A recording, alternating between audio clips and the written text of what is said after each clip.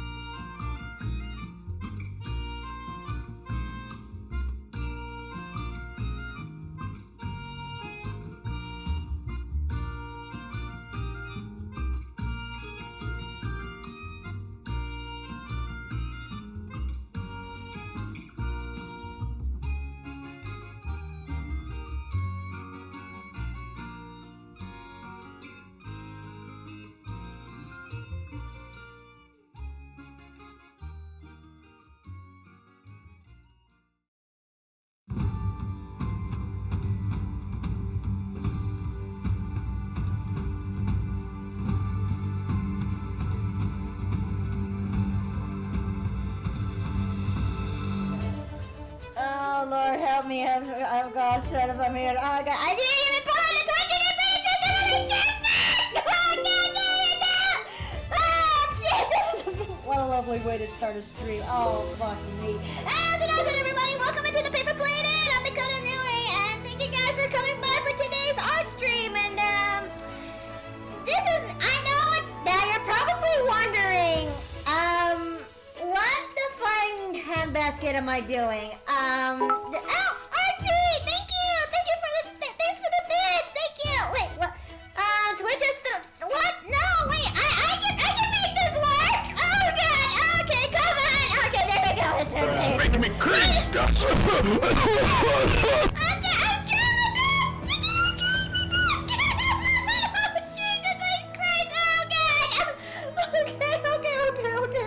In Discord! Jesus H. Christ! I'm sorry! I'm so sorry! Oh, Lord! Oh.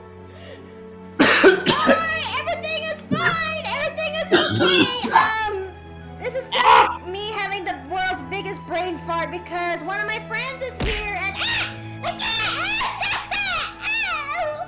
Look at that.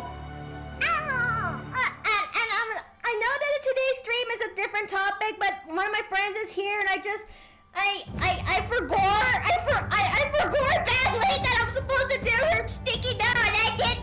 I'm trying to fix that. Honey, It's okay. It's just me. Honey, just do a sticky note with a cat face on it. You'll be fine. No, she deserves justice.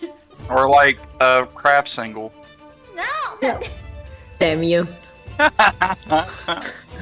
and how's it, everybody? Welcome back into the Paper Plane In. I'm Dakota Nui, and now I know this is not today's topic for the stream, but let me do this real quick, because one of my friends, Artsy Fey, is here, and not often she shows up here.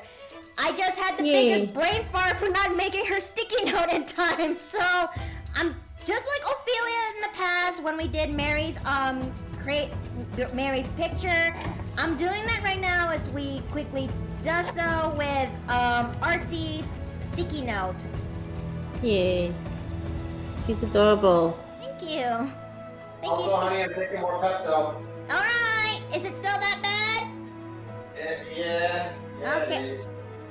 Well, if it makes you feel any better, Artsy, next week I am gonna be starting House the Plushies again, and I'm gonna be doing your plushie, and I'm gonna be doing yours. Yay. I can't wait to see it. I'm gonna have to catch that stream. And let's see, purple pants and black. Still black. Okay, still black over here. But how's everyone else been doing today? I'm sure that you guys have a bit of a better day. Yeah. It Great has day, actually. It's been an interesting one. Okay. Yeah, let's just say the most recent thing that's happened is my brother brought to my attention that he accidentally put a plastic Tupperware on top of the stove top that he thought was off, but was on. Oh That no. smells like burnt plastic. Yeah, hence why we currently have the relevant doors open to make sure that we don't inhale plastic into our lungs. Please I don't. have. Mickey, Yes. can you add my scarf, please? Oh, what kind of scarf is it? Let's see. Let me look at that. Scar on my nose. Right. I forgot. Okay. And a little golden ring in her left ear. That doesn't have to. But the scar is quite important. How's that? Now she looks Canadian. Oh god.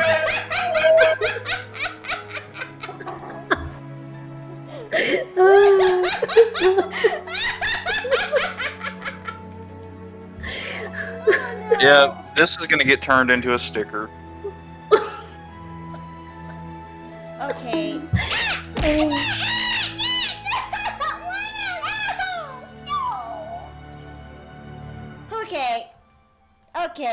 Okay, there we go.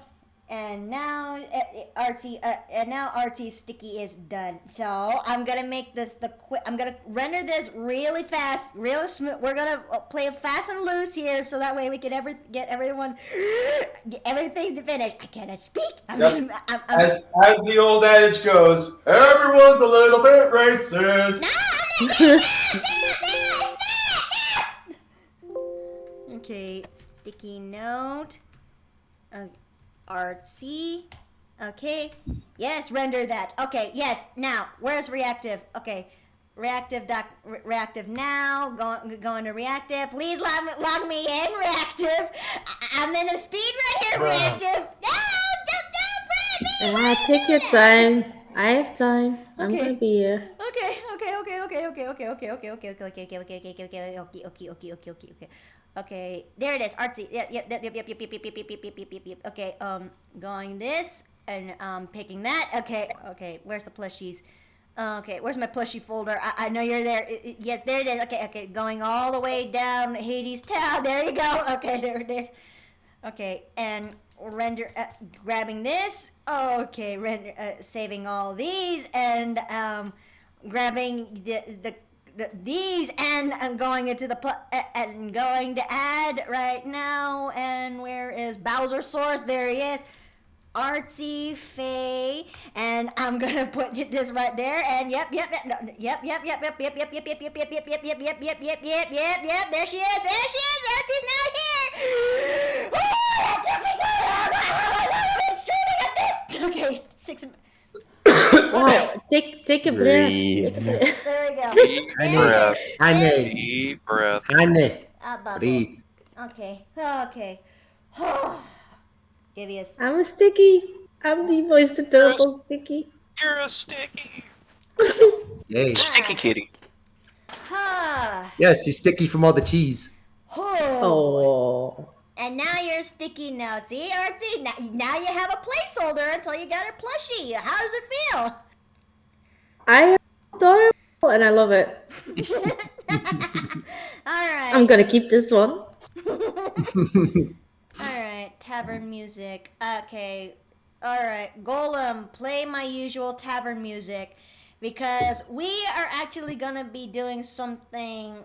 Now that we finally got my one of my friends placeholder placeholder for them. Yes, Babu. Hydrate. I did, Babu, and thanks for the hydrate wild. And I just realized since nobody has redeemed a plushie into the jar, I'm taking you out of the jar, honey. Okay. Yes. There you go. All I right. am no longer lid. And now, Golem, play me my tavern music.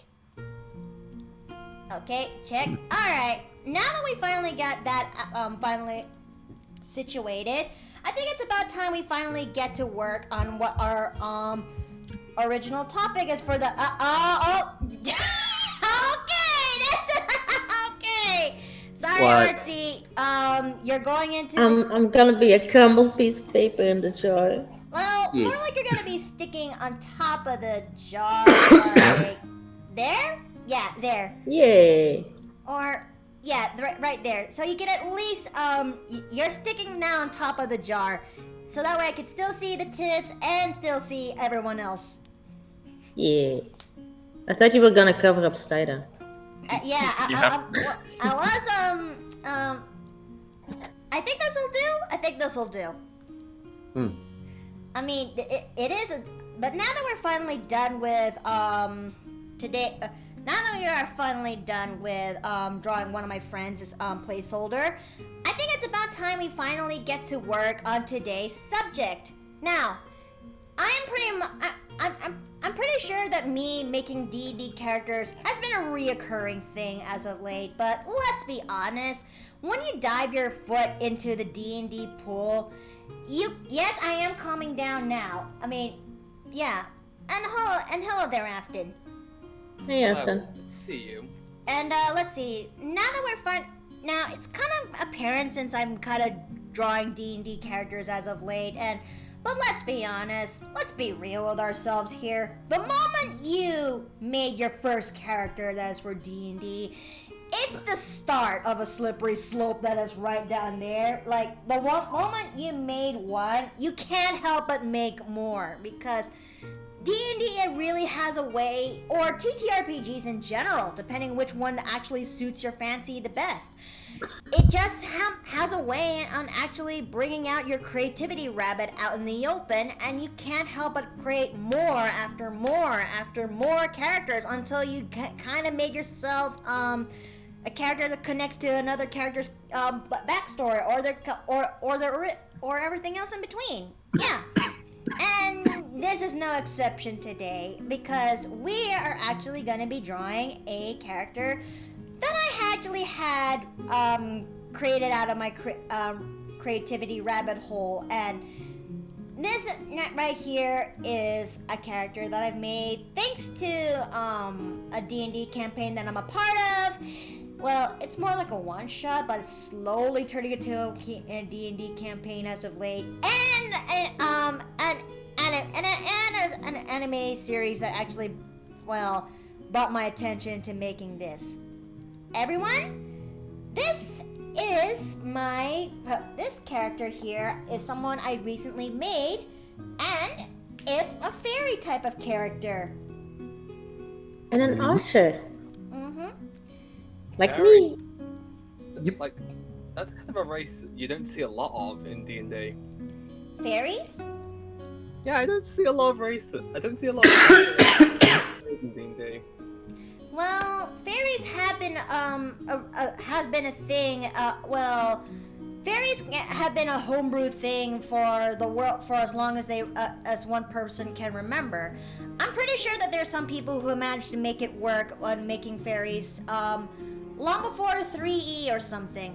But fairies have become a official race ever since Wow. let me just go bring out Wow. this. Let me just go bring out this image real quick and come on, load up for me, Opera. I know you. I know you. I chose you over Internet Explorer for a reason. Yes, because it's to steal your RAM. And yes, fairies became an official race ever since this material came out from Wizards of the Coast Crockpot drawer, which is the Wild Beyond the Witchlight module. And I want to be honest, I really am happy to have that fairies are finally a thing, because I actually do like fairies, you know? It's just that when it comes to how they modded fairies into the game, they say that the official source material said that fairies are not tiny. Instead, they're actually around the small range, like say that they're around 3 to 40 feet tall instead of like tiny creatures that are really small, like Tinkerbell size. Which Minus Tinkerbell size. size hashtag size matters to all. You would expect them to be a tiny race, but like, does it say anywhere what their height is to be exact, or no? Well, according to Only this- that they're small, and the smallest of the small races are halflings, from what I know, which are typically 3 to 4 feet tall. And to counter this, fairies have the ability at 5th level to cast Enlarge and Reduce on once a day. Whether it's on themselves or they can do it to others, I don't know. And my fairy is kind of like no exception. Like, given that she is small size, I'm gonna canonize that her height is around 3 feet tall, or maybe 4. I don't know. And now here's a little bit of a conundrum. I actually made 2 poses when it comes to my character's design.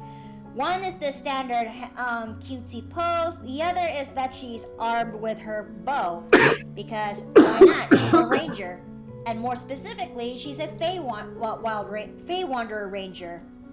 Mm-hmm. So, Yeah. which pose do you think I should actually go for? Oh, hello, Cardell VA. Welcome back. We're just about to. I just went over talking about fairies, and now we're gonna be starting drawing her out. But the thing is, I don't know which pose would I actually go for. Should I go for one with without a bow or one with a bow? What do you think? I would should do actually both. go for? Do both? Yeah. I do one on stream and then do one on your own time. It is. Yeah, that does sound reasonable. So One is like within combat and the other isn't. Yeah. I guess I'll have to make 2 sketches then. But what do you? But I need to draw out one that I can actually pick for the stream. So chat. Let's see. Bow sounds solid. Okay. Maybe I could actually. No!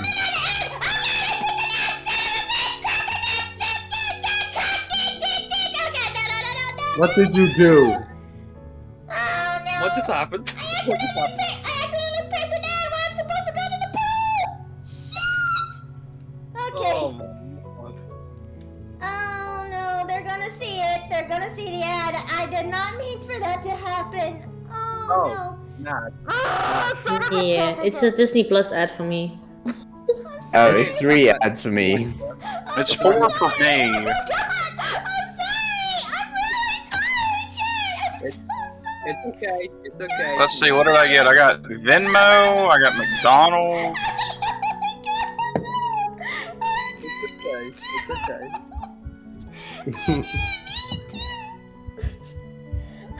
I was supposed to click on Paul, but I accidentally clicked on the ad button next to it!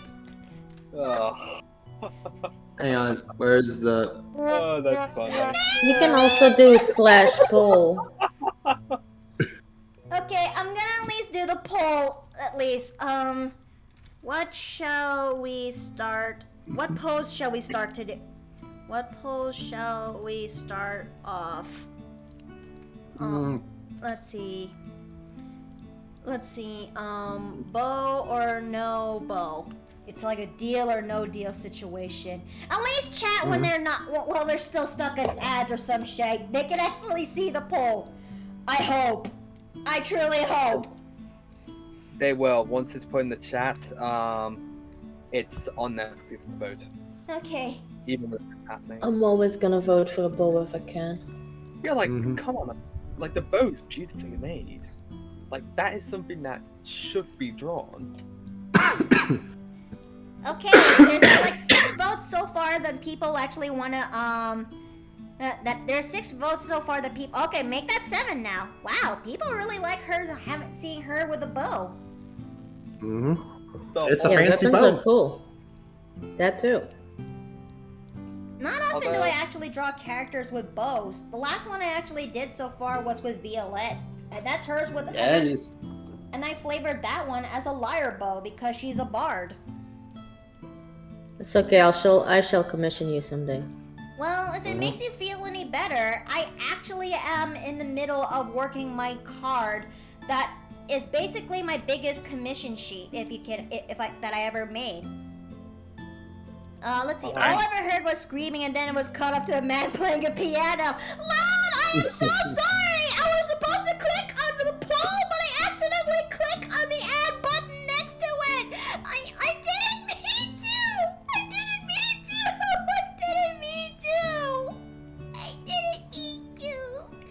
I mean, to be fair,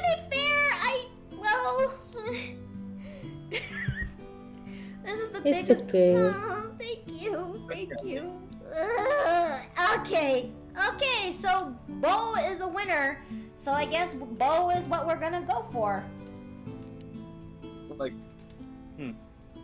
how many characters have you actually drawn with their weapons? Like, that's a question we should ask you. Let me count the ways and have on my folder of picture drawings. Let's see. When it comes to D&D, I usually try my best to showcase them with their weapons. So 1, 2, 3, 4, 5, 5, 6, 7. Yeah, 7 because it counts when they're sheathed. 8, 9, 10, 11, 12, 13, 14, 15, 16, 17, 18, 19, 20, 23 so far. Oh, that's good. Yeah. Oh, Now, no. is that characters with their weapons or just characters? Characters with their weapons. And, Yeah, no. if we're gonna do characters, we're gonna be here all day. Oh no, not this. Anything but this. I just got back. Oh no. I've just gotten back, and you guys are already throwing Mickey into gremlin mode. Oh, that's for you, Afton. Yeah, like I have a feeling. Hello. No. Oh boy. It's returned. Hello, Gremlin. Yes. No. Venison. Fairies and Anything for the gremlin. Venison, you bitch. No.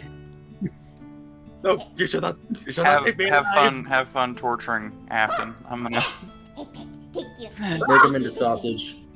make You will yes, venison sausage is delicious. Yeah. Hey, I just got back from my little trip to the land of Fry that South. up, little sausage and onions, put it on a roll. Dinner. Can we not talk about turning me into food because I am quite hungry at the moment. Okay, to be fair, both me and Stida are from the south, so us wanting to eat deer is Afton, completely natural. It don't be that's like cannibalism. That. Oh, What? wait. Who is the drawing? Oh, this is actually the latest character Innkeeper has made. This is a fairy character. Fey Wanderer. Why did I say Fey Wanderer? What? My tongue. I mean, you're not wrong. Yeah. And her name is Freya. Innkeeper did not say her name, but her name is Freya. Like, I feel like I should be terrified in chat knowing that there's two people who both eat deer in here. Yes. Like, It's a both of you delicacy. are at the table, and I'm just at one table. Get on the You're, plate, you're Afton. also talking to a South African. We will literally take any form of meat and turn it into biltong. So So long as Yep. it's not baboon meat. Yeah. Here, take this apple. Go sit on the plate. I am not sitting on a plate. I am not your guys' food. You're right. I'm getting the grill ready. Unless Afton Get, actually take does, an apple in the mouth. unless Afton does splits, then he cannot be edible. Oh, so we need to split them apart first. Okay. Hey, no. We are not 11 doing that. canned venison last weekend, apparently. We cannot. We used some canned venison last week actually. Oh, Now there was a plushie in the jar redeem. Yeah, it was for me, I think. Oh, It's fun to. Yeah, Yeah. that's the count. Redeemed it. oh. Get in the jar, Afton. No! Why do I Yeah, have we have to preserve you for later for sausages. We have to salt you and cure you to make you into I'm gonna sausage. put venison. It- I put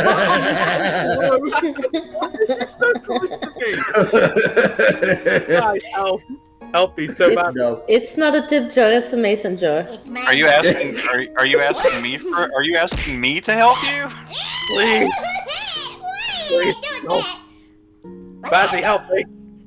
Where did he go? She yeeted them. Now you're in jar now. See, you're in jar now. You're in safe place. Unless you want to Help be me. wreck. Get me out of here. No, No. you You are. need to be properly cured first, bud. And now to salt him. We're Yes. sharing the jar, Afton. Her eyelash is not thick enough. Sorry, it seems like I've woken someone up downstairs. So I may have to be a bit quieter than usual. Okay, fine. So Paper Plane Inn has 27 rooms. Well, not missing a bit, no. Yes, because we have plenty of rooms, but the first floor is reserved much more into a hostel type of rooms. Meaning people can actually share. Meaning up to 4 people can share one room, or was it up to 6 people sharing up to one room? It's been a while. And then we also have private floors too, especially for but bathrooms are a little bit communal. So Just a tad.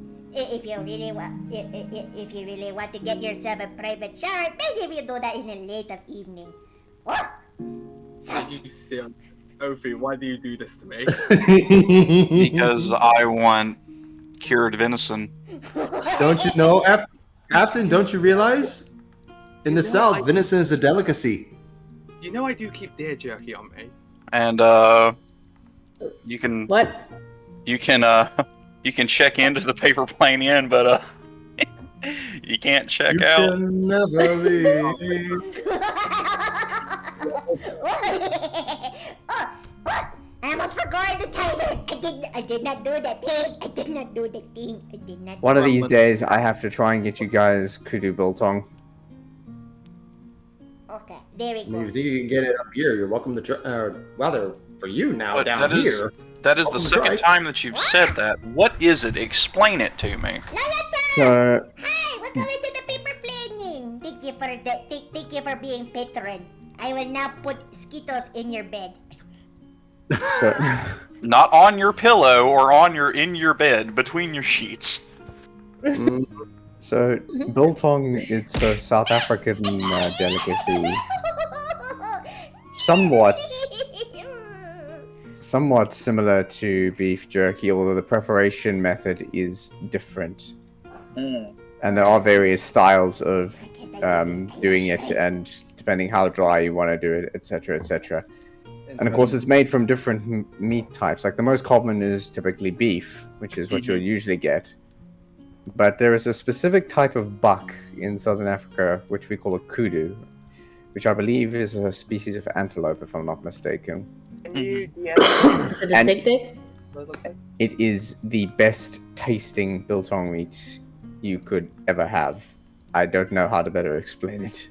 Yeah, well, that's like down here in the South, we have beef and all that. But if you go out hunting, relatives go out hunting, and you get a buck, then you're eating good. If I could have venison as my red meat, I'd never eat beef again. True. Like, here's the best part about venison too.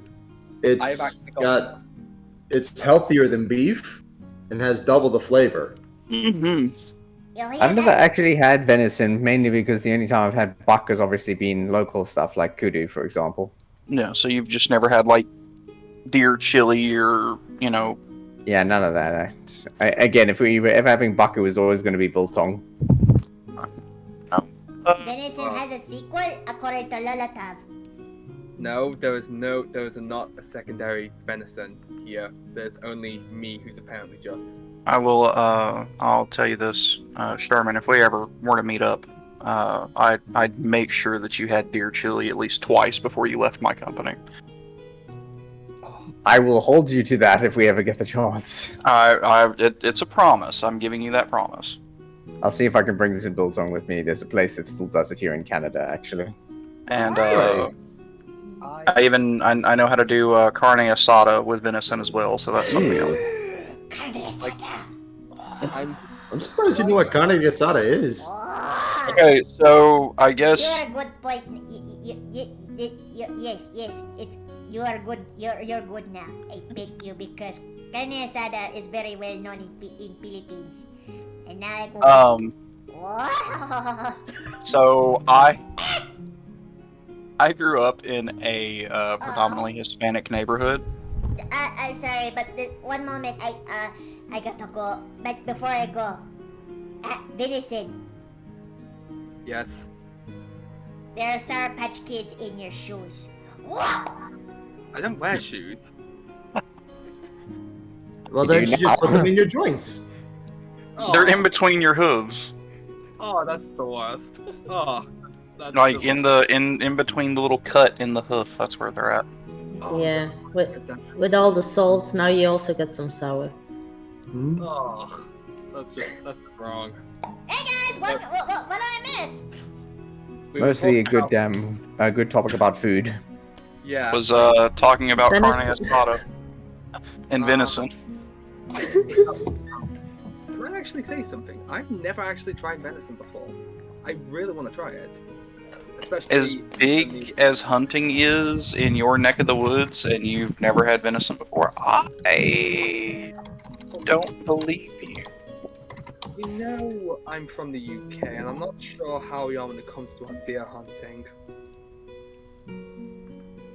Are you Well, sure let's find about out. that?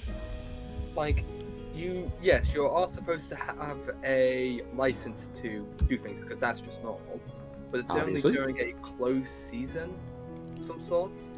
Yeah, Oh, because buck season is only starts from like late September to I want to say early November, and then from early Starts in- November to early January is doe season. Yeah. like it's just because of the fact that I've never actually.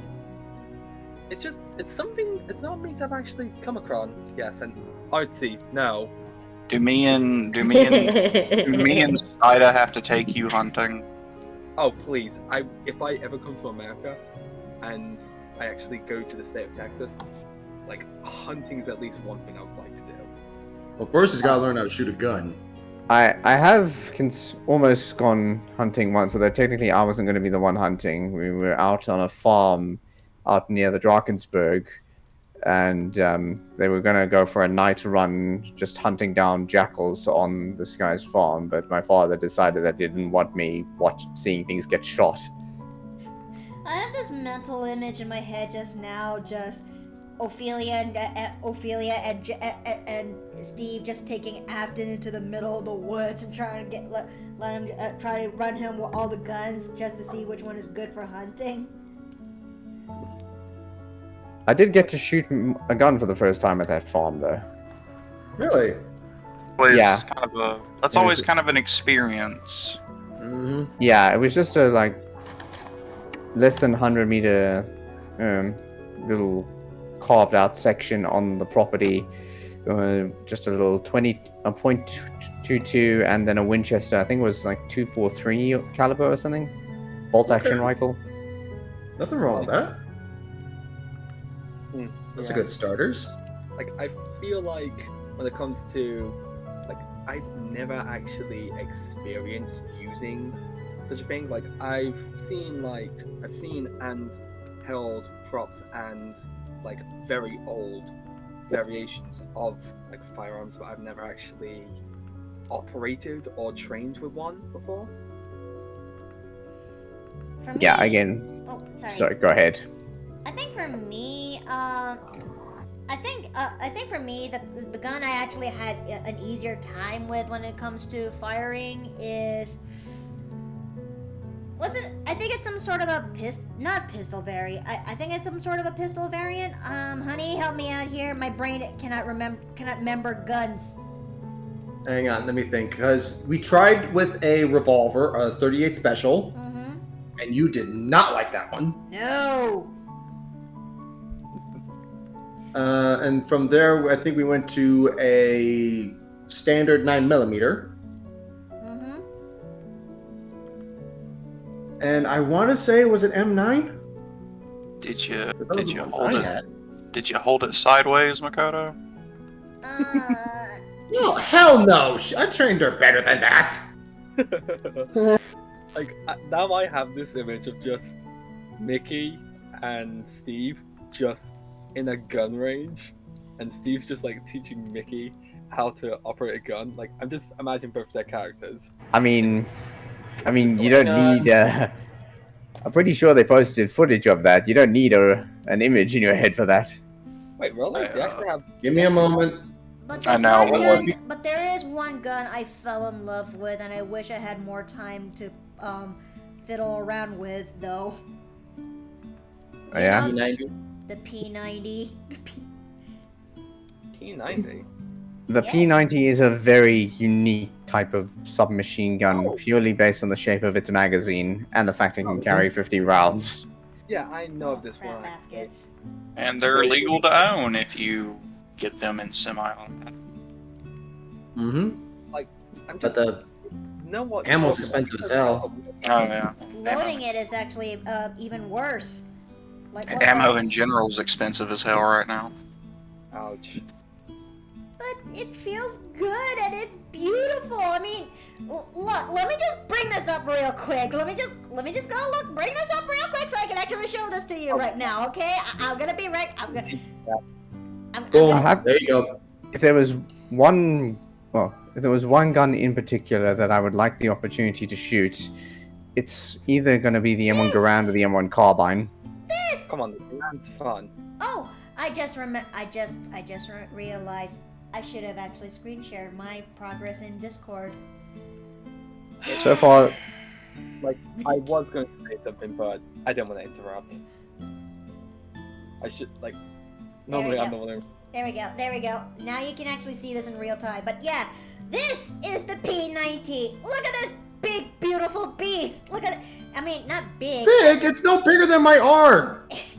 I mean, it's the perfect size for me. It's the perfect size for me. It can be either semi-automatic and automatic, and it can actually. And it's ambidextrous. The favorite gun of Section 9 and Solidus Snake. Okay. the nice thing about the magazine design is obviously it doesn't add to the overall dimensions of the weapon because it's already in line with the rest of the structure. Mm-hmm. Yeah, and you're right. Size isn't everything. That's a neat little gun there. Like, there is a, like I said before, I've never, like, used firearms, but there is a firearms I Same. would like to Yes. use. It is a, I forget what the shotgun name it is called for, but if I remember the model, it's very famous. Sometimes I think it's like I'm not sure if it's automatic or not. But I think we're getting a little bit off topic. We were actually talking about fairies, and then next thing you know, we were talking about food and bunch. Which And I don't posted the mind. video in the wrong chat. And I'm going to post mine because I'm not sure if you're comfortable showing yours. Wait, Fairy with guns. fairy with gun is terrifying, but it'll be very fun. But it'll be very funny to look at. I won't lie. Yeah, there you go. Well, Ophi's time in this realm is coming to a close. I gotta bounce. I will Okay. see you later, Makoto. You have a wonderful rest of the stream. You too. I will be watching Good to see you, Ophi. It's good to see you as too. always. Y'all have a You good have a one. good one. Should I actually make her ears? Should I make the hairstyle? But should I make the hairstyle? I suddenly realized I'm hitting a bit of a conundrum. Should I make her braids hidden behind her hair, or up or in front of her hair? Onto the house. I would do in front. Artsy? I would do in front, but I love braids. So This is Imagine if you made her have a gun with weapons like that tiny teen has in her. then I would give her a headband. I am gonna be drawing a flower on her hair, where she has I am gonna be drawing a flower that is right over here. That's the thing. So maybe I'll just make her ears. Maybe I'll make them in front of her ears or something. Cause let's see. Cause here, this is what it looks like if the braids are behind your ears. I think this is about right. Is it? Oh, yeah. Honestly, I like this better. This is better. Yeah, it does. Yeah, because then you see the ears. Yee. Like, pointy ears are just. They're kind of a weird trait that some people like. I think I think when it comes to my headcanon, when it comes to the creatures of the world, those who belong to the Fey, like the Eladrin and fairies, their ears are pretty much pointed way upwards than your standard elf, if you will. Borderlands, especially when it comes to Dione's case. Oh, Dione's case. Oof. Her daughters are her daughters' ears are pretty much the closest thing you can get to see what Dione would look like if she still has her Twin Peaks. But yes. And not the usual Twin Peaks. Not those oh goodness, not those Twin Peaks. Oh no. Let's see, Mikado, imagine if you made... Okay, yeah, I read that. And no, I don't talk about the Borderlands 2 DLC she had. I made the game that is purely about her Wonderland. Oh yes, they pulled the... I forgot they pulled the... Let's take a DLC and turn it into a full-fledged release thing after they released the DLC. That's a thing? Yeah, so imagine a Borderlands game, but themed as a D&D adventure being run by Tiny Tina. Yeah, it's. I've heard it's a good game. A little bit of a slight confession. Hmm? I've never played Borderlands. Well, I only played I number have- 2. But, so yeah, this character is going to be, a Fey Wanderer Ranger. Something that is really outside of my wheelhouse when it comes to designing characters, because, when it comes to D&D, my usual top 3 favorites are pretty much Cleric, Druid, and Bard. And most of the time, when it comes to character creation, they usually land in that, they usually land in those classes. Sometimes I change things up a bit by changing the race into other races. However, I am kind of open-minded to actually trying out new classes. It's just that I needed the right DM and the right support and guidance for the job, because let's be honest here,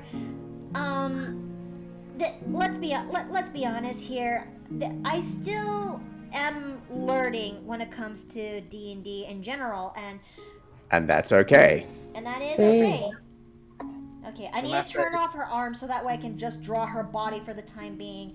That way I can save this as a copy, and I can get back to her other arms afterwards. Yeah. Yeah, No way. D&D... I think the approach to taking to D&D, the experience, is kind of the same one that we are taught in software testing. Lifelong learning. Yeah. Mm-hmm. It's almost like a science. In a way, it is pretty much a science, as you are constantly experimenting, you are constantly making ideas, you're constantly doing trials and errors. That's not particularly relevant to the scientific method, but I'll let that slide.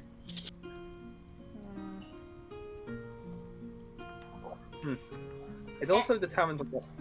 Then again, you're better qualified to say that than I am, so... Like I say, I've only just gotten back home to say, well, I've been home for like the past several I'm gonna hours. stretch real quick, so thanks, Ophelia. Oh no, let me turn this away, so... Okay, hold on. I'm not all there. You need help. I'm okay. If I need help, I'll ask Steve in the other room. I know most people would stretch on their chairs. I, on the other hand, will go a little extra by just standing up and do stretching. Yeah. You need to stretch, especially if it's stripped along with the time. Yeah, you're not wrong. We're here for, the stream has been going on for about 40-ish minutes. Well, the loading screen does not count. And, yeah. So, but I will say this. I really am looking forward to actually trying out, oh, thanks for the hydrate. And I really am looking, oh, and I need to go and save this because I don't want to lose progress. Yes, always say. I'll do the same. But yeah, I'm I want to at least give this character. I want to give this a shot. I've never rangered before, and this is something and this is something that I've never got to play. I want to give it a shot because I really, really, really like how Freya came out. Okay, as a ranger, I totally recommend because you can be very tanky. Yeah, I know Ranger has a bad stereotype in D&D at the very least. Does. Too. And not entirely without reason, but Like, it was like that because in the old variations of the ranger, like back in the player's handbook and such, which I sometimes use still, you only get like certain proficiencies or buffs when you've only select one type of environment and one type of monster. Yeah, that one's kind of annoying. And I do prefer the way that the Pathfinder 2E Ranger works by comparison, where you don't have to deal with that necessarily. But, however, true. they did change it a bit with Tarshos, where you actually instead have Adept Explorer and Foe Slayer. Well, With- oh, sorry, you go. Foe Slayer, it almost acts like a hunter's mark as a bonus action, basically. It's like, it was favored foe, not Foe Slayer. Sorry, I'm still new to Ranger myself, in all honesty. Well, sorry. Okay. Well, Artsy, what do you recommend when it comes to Rangers? I have the most simplest character there is. And also, I do play the anime one, so it's not completely like regular 5e. But mine is just a simple ranger. I shoot a ton of arrows and I make my own poison.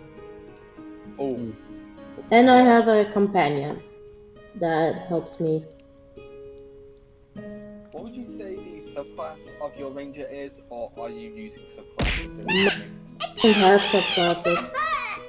That was another criticism of the player's handbook version of the Ranger, is it seems to have mostly been stereotyped as a range class.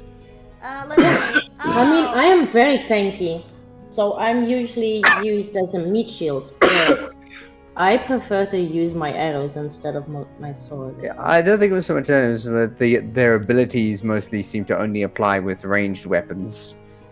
No, I can choose that one, but yeah, that's probably the anime model. But I saw you there, Cedric. I saw what you actually talked about when it comes to Freya, and oh boy, how am I gonna? Okay, let me count the ways when it comes to how I actually describe Freya. I'm sorry there, Artsy. I really am. No, go ahead. Now, when it comes to Freya, you kind of saw how she looks. And how do I describe this? Let me count the ways. Freya is pretty much one of the most beautiful. Is pretty much one of the beautiful fairies of her community, where she is not she is known to be one of the bigger fairies, but she's also wanted to be be the kindest and gentlest. But there is just this one kind of flaw. But Freya is different in a way, because the moment she actually saw a very cute looking guy out there, she will not be afraid to actually approach to them, fluttering as they could, and be like, "Oh, hey, mister, can I actually ask you a good question?" Okay. How big is your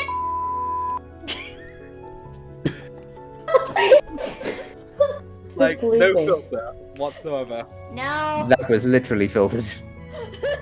It's literally filtered, but thanks to Discord's new new soundboard system, I managed to make use of that. Oh yeah, I forgot we You'll have get that bonked. now. How do you? You're Yeah. actually really good now that we have a soundboard. As long as I don't have to tell anybody in the inn to, how do I put this? Spam Use down- it within reason. Yeah, because that thing is still an ongoing test because I just recently placed in that new sensor beep, but it's still in the works. As you guys actually can hear, there's a feedback noise which I hated, which I don't like it being there because the sound effect sounds crisp and clear when I got it. It's just that when I uploaded into Discord, it came with that feedback beep, and I hate it. For what it's worth, at the lower volumes, it does sound better. Yeah, Yeah. because I don't want to break people's ears. I don't. Yes. Thank you. I much appreciate it. Until I found out a way how to actually fix that, the sound effect is going to be used sparingly, within reason, and in a lower volume setting because, bruh, I don't want to ear rape anybody. But yes, Yeah. Freya is beautiful, bubbly, and kind, but she has no filter, and especially when it comes to bigger guys, because I made this girl's favorite foes to fight as dragons and giants.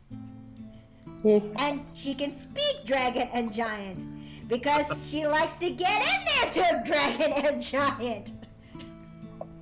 Like, you essentially are making you're trying to make the reason why rangers should be the new holy class. Yes, and I think would this actually scare the shit or impress Melissa? Maybe.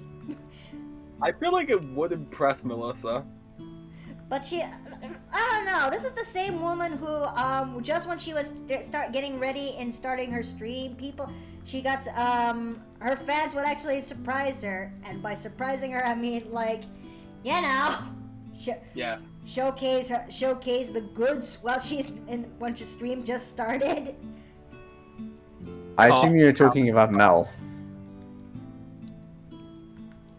But yeah, that's Freya in a nutshell for you. Mm-hmm. You can lower the volume of the sounds in Discord, just as for your information. Oh, thanks, Long. Thank you. But yeah, that's kind of Freya in a nutshell. She is bright, bubbly, one of the kindest. Just no filter, and especially when it comes to the bigger male counterparts. Cause yeah, she wants to get in there. Like, the Feywild is a pretty wild place. I mean, it doesn't help that I was watching interspecies reviewers the other day, and so Yes, fellow people of culture. well, I actually had a field day when it comes to the fairy episode. And then I saw the golem episode, and I was like, if I actually would go there, that is the one place I will not be afraid to keep coming back to, because I like dolls. I like creating dolls, more importantly. Yeah, but the fact that the entire cast decided to make it off the barmaid, just like, I'm not sure how to feel about that. Like, it just felt weird, because that's almost like, in a way, it's almost like you want to bang your own friend. At least people don't react to fairies as strongly as Mr. Crocker from Fairly Odd Parents. Very good, parents! There it is. I don't want to yell at Let me put it this way. Nobody wants to act like Crocker. No. What do you mean? Like, what's wrong with being a Crocker? All I do is give F's to people, and I somehow am oddly immortal. I mean, I can't. I'm still. Do you know about that one recent reboot, Fairly? That is one that takes place in live action for some god reason. It comes with the internet. It comes to the anime budget. There's a. Let a good thing die, damn it! Stop kicking the dead horse. I was good. Look, what I'm trying to say is, let me get back to this. They somehow made Vicky have a crush on Crocker. shit. Ew. Give me a second. I have something for this. And I'm putting it in chat. Also, hey there, Mm. Morris. Hold on, let me get you out of that jar since nobody redeemed you. And oh no! Oh no! Oh no! Oh no! I'm countering the void. I'm gonna be sucked into the void. Oh god. Here we go again, Bardio. Why does this... Like, yes, Ophelia, we need your holy fire for this. Phoebe's gone. Yeah, but they're still in chat, so... Oh. Yeah. You grab the holy fire, I'll grab the kerosene. That won't do. We've already told you, holy fire doesn't work. We've tried this. Holy water, holy fire. She seems impervious. Oh no. You The cannot gremlins chase me away with holy fire and water. I'm immune to that shit. I wonder what would happen if we use... There we go. Wait. Oh wait, no. In fact, no. I'm not gonna say. Maybe you should ask what the favorite snackies is from the house Gremlin. I wonder, would poison or venom work? No. No, She sees them as spicy. Yes. Yes. she does not I seem think to abide by the she's- laws of physics, so that means she's immune to regular forms of harm. How do you think she constantly handles all the scorpions and spiders? Yes. Fair enough. Speaking of which, I hope none have been placed in my bed while I was gone. That's because it's no fun when Benison is not in the house. Yes. Yes. Besides, it would spoil the meat. So long, but well, vacation calls. Okay. I think I'll give her a bit of a corset. But yes. Oh yeah, there are. Artsy and I are going to be taking part in D&D, and I'm so excited. Yeah, me too. I have to still go to bed and wake up Yes. at 5 a.m. How are you? How do you make the? How do you stay alive? I mean, I'm also in that one shot, so. I should go to bed pretty soon though. Because it's like almost midnight here. Ow! Cedric! Cedric! Cedric! Get back! Let's take a hand there. What did I do? Oh, The fact that Cedric changed his race from a half-elf to a Dampier, so... But at least I'm now getting more fun out of the new jokes that we're making for each other. was that a thing? When did that begin? When did Cedric become deadbeat? He's always been Dompier from what I understand. He just looks half elf. Half-elf. Yeah, it's a technicality with how races work in D&D. Yep. Yeah, like you have your races and then you have your lineages. Yeah, it would be easier to explain if we use like the Pathfinder system where you have a base race and then a heritage. So his base race is either human or elf, because half elf, and then Dompier on top of that. Mm-hmm. The actual D&D book didn't do that, did they? Yeah, they never did it. And I have a feeling they're slowly kind of removing lineages and sub-races and such. I hate that they're doing that.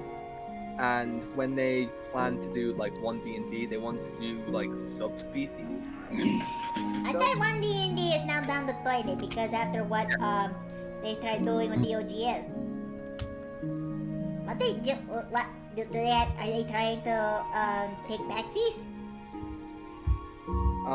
Like from what I've known, they've only made like one subspecies or like classification for race, and that was for like the Goliaths. Because like if you do not know this, in the new 1D&D they wanted to give Goliaths different buffs for what type of lineage they came from. And personally, I have a feeling they should add that to the Giants patch as like a new sub race for them, or sub races for the Goliaths, because we kind of love having sub races. Like, this is the personal bias of mine. I do love sub races, and like yes, tieflings and elves are like the best contenders for sub races. although in Monsters of the Multiverse they're now classified as their own races now, which is weird. Cedric says in chat, I am full-blooded vampire. My parents are just elves. I am a reincarnation of a vampire tyrant. Oh, so you're essentially Barney from Castlevania then? No, he's basically springtime with Strahd. I'm literally just mocking him because Barney is the most useless vampire in Castlevania. I need to play Castlevania. It's been 6 million years. It's been... Have you watched the Netflix series at all for it? Yes! Which reminds me, Ulay! Yes, I Ulay! know. Watch more. Thank you. Otherwise, Otherwise, if you don't... okay, fine, the timer says that. I want to say this. Ulay! You need to watch more. I am aware. Ulay, if we do not... Yes. I will not only put AIDS in bed, I will ban you from Magic Stick for a month.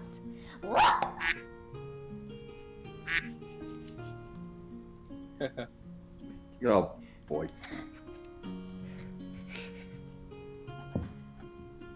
I will not give context what Magic Stick is! I am very confused. It's Potentially better. disturbed. Hey guys, I'm back. What did I miss? We were talking about D&D sub-races and the ones that they tried to do for like one D&D. Can I actually say something about that choice when it comes to the races for the one D&D? Shoot. Are they really gonna do it? Are they really gonna push through to getting rid of the half races for the game? Because a good chunk outside of half elf and half orcs are basically half races. Tieflings and ASMR are, right? Yeah, they are. Like, in a way, Technically. if they get rid of sub-races, they get rid of a large majority of the player base's favorite characters and racial types. It's just gonna render the game unplayable, and I really want people to actually enjoy D&D, because the game actually gives me a lot of joy, you know? And I'll always forever be grateful for Cedric, who gave me a chance to play D&D and got me to go through the Dragon of Icespire Peak from start to finish. You hear that, Cedric? I said thank you! Yeah, also, Captain, here's your country's hunting laws. I love you too, Cedric! Like, seriously, I want to be in one of Cedric's campaign. It's just right there. I have so many ideas. Although, what is it? Oh yeah, like, we said this before. Like, when it comes to characters, like, we have no idea what we want to make for like certain campaigns. Like, it's so tough to pick out of like different ideas that you've made. Oh goodness! Oh hi, Ellie! Welcome to the Big Planet! Hi! Welcome to... Oh god! I forgot how loud that was! Jesus H. Christ. But hey! Ellie, welcome to the Paper Plane Inn! I'm Makoto Nui! Ellie! It's been too long! Hello, Million and Raiders. I'm Makoto Nui! It's dangerous! And I'm in the middle of drawing a fairy that I recently created for D&D. Oh, okay. But hi. I really hope you guys actually have a good time. I hope you actually had a good stream too, Ellie. Yeah. We get together, just talk sometime. Yeah. It's been too long, rookie. It really has been too long. I mean, I would actually... I miss the Southern Badlands. I miss it. I know, I miss it too. Oh, wait, you guys are no longer in the Southern Oh, we Badlands? still are. It's just that it's been put into indefinite hiatus. Mm-hmm. Makes sense. Cause let's let's just say when it comes to D&D, everyone and their mother would agree that the one thing when it comes to D&D, the one thing that will always hurt it most is scheduling conflict. Oh, Yes. Yeah. D&D community. Well, then Ellie says, well, then maybe we should get back into it. I would love to. I would absolutely adore to. I miss playing as Alve. I must play as Naviath. That's why I'm playing him in the anime one-shot. Can you imagine though Oh, if I actually I'm play? get out tomorrow. Oh, can you imagine though if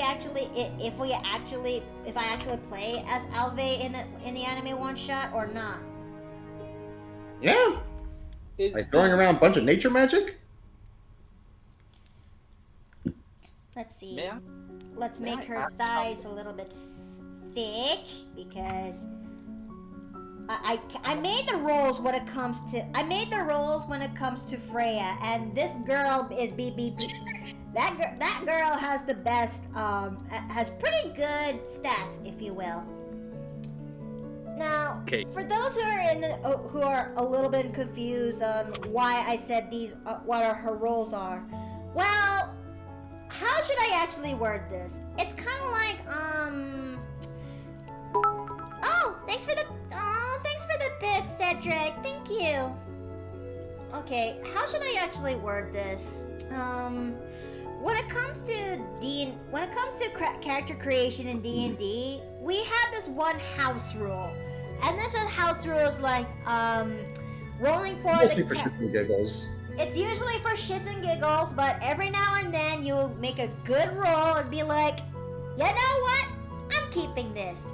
It justifies my character's proportions, and that specific roll is basically rolling for endowments. Now, hear me out right now because I know it sounds weird, but my Twitch has the mature audience setting on, so it makes sense why I'm talking to this.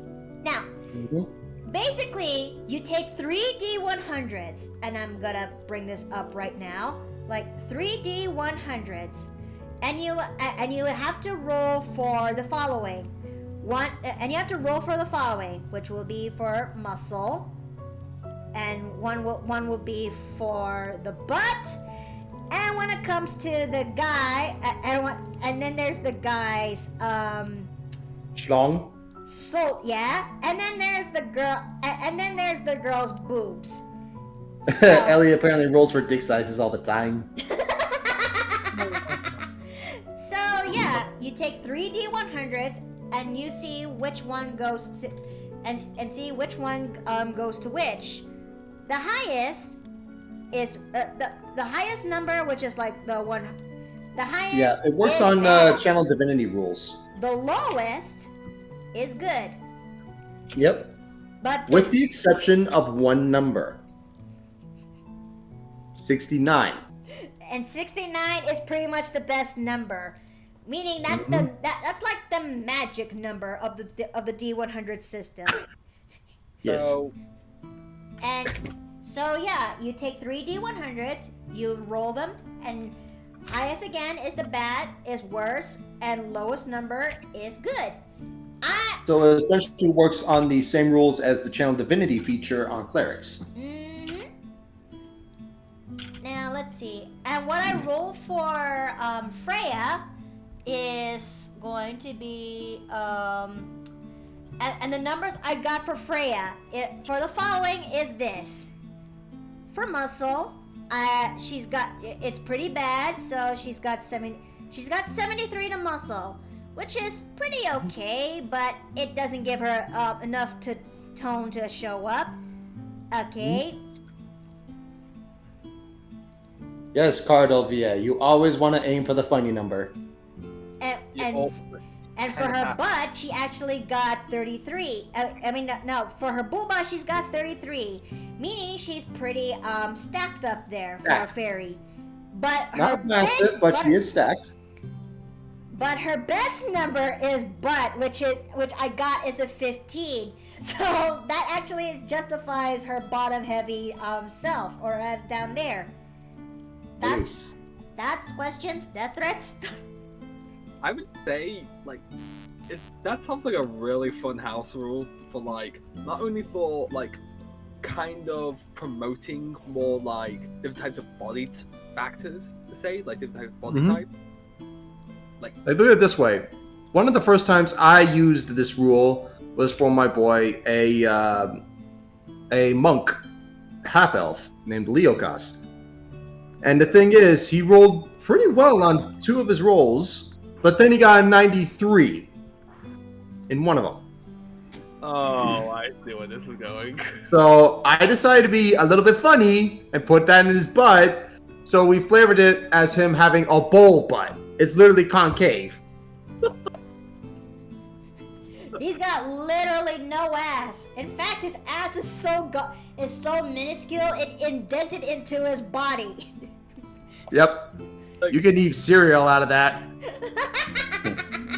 Like I say, if we have any chance of playing in tabletop together, I would like to use that. I would like to at least experience that because I have a feeling that would be You can hilarious. use that roll on your own time, man. Yeah. It's just, I'm currently doing like, holy crap! I'm actually doing like 3 different sets. I'm actually doing like DMing 3 different games in a week. Ooh. Look, wait. Yeah, that's a lot. Cedric says, look, Stida, I hate the endowment system. Now cause for Cedric's role for his pirate incarnation. What's Okay. wrong with it? Okay, that's a bait. That's a bait, but I'll bite. What you got? I have a feeling we all know where this is going. This is Cedric we're talking about. Hey, Mikoto, does she usually get caught when she tries to sneak cause the center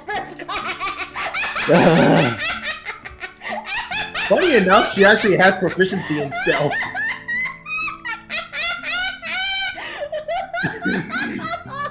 Okay, that's a good one. I know. That's a good one.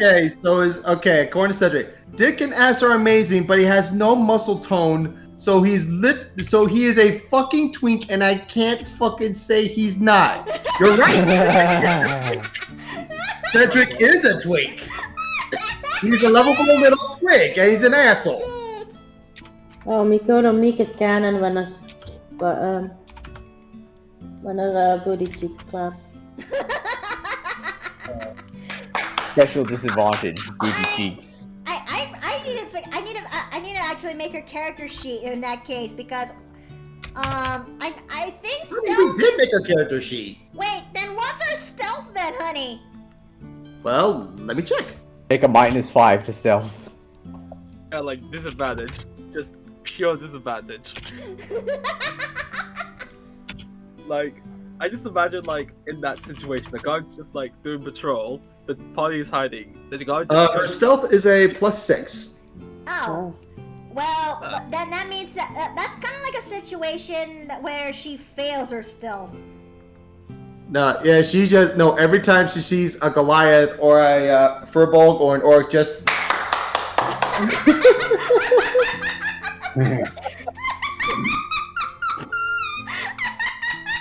Yes, exactly, boy, Sparty. Exactly, Sparty. -5 because she clapping booty cheeks alerting the guards. On the bright side, she increases her charisma checks by 5. actually she's got a pretty decent 16 to charisma.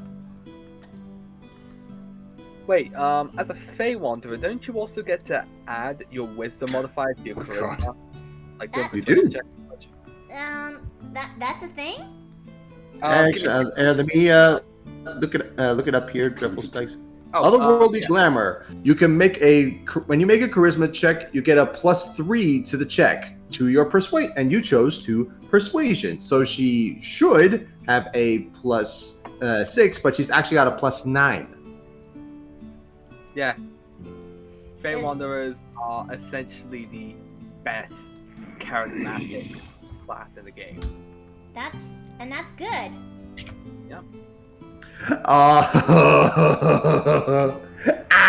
Cedric. Ah! My ass is heavy. My ass is heavy. It's holy. Clap. No, wait. I'm sorry, hun. I gotta make this joke. Yes. I am heavy weapons guy. And this Oh. is my weapon. He is 4 feet tall and has the horny capacity of 10,000 men per minute. Wow. It costs over Yeah. $400,000 to satisfy her for 12 seconds. That's Round of applause.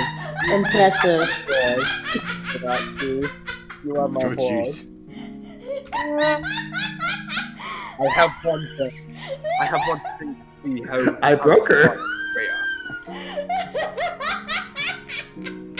Some men people think they cannot smart. It's hard since yesterday's stream. with Right. manlet umbra. Oh yes. Some people think that they can outsmart me. I have yet to find those who can outsmart Freya. No, wait. Some people think they can outsmart me. Maybe. I have yet to meet a man who can outsmart the Fey. I was Oh going wait, no, I know another one. completely Oh, wait, different wait, one. I got one. Just like brushing your hair. Oh my god, you touched Fey. Alright. Who was it this time? I was gonna go. I've yet to meet one who can outsmart condom.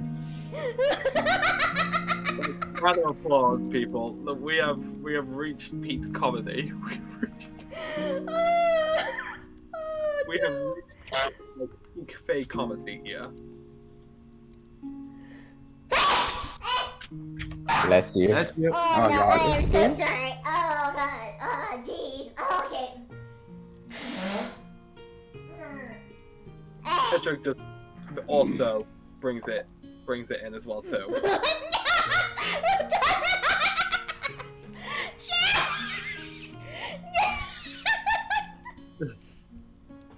Because it travels at 500 miles per hour. Oh, Lord. Who's actually read the TF2 comics? Yeah. Yeah. Of course. Anyone agree? The original founding, most of the founding in were basically all TF2 fans. So Alright, I'm just gonna say this right now. Who agrees that Heavy sisters are hot?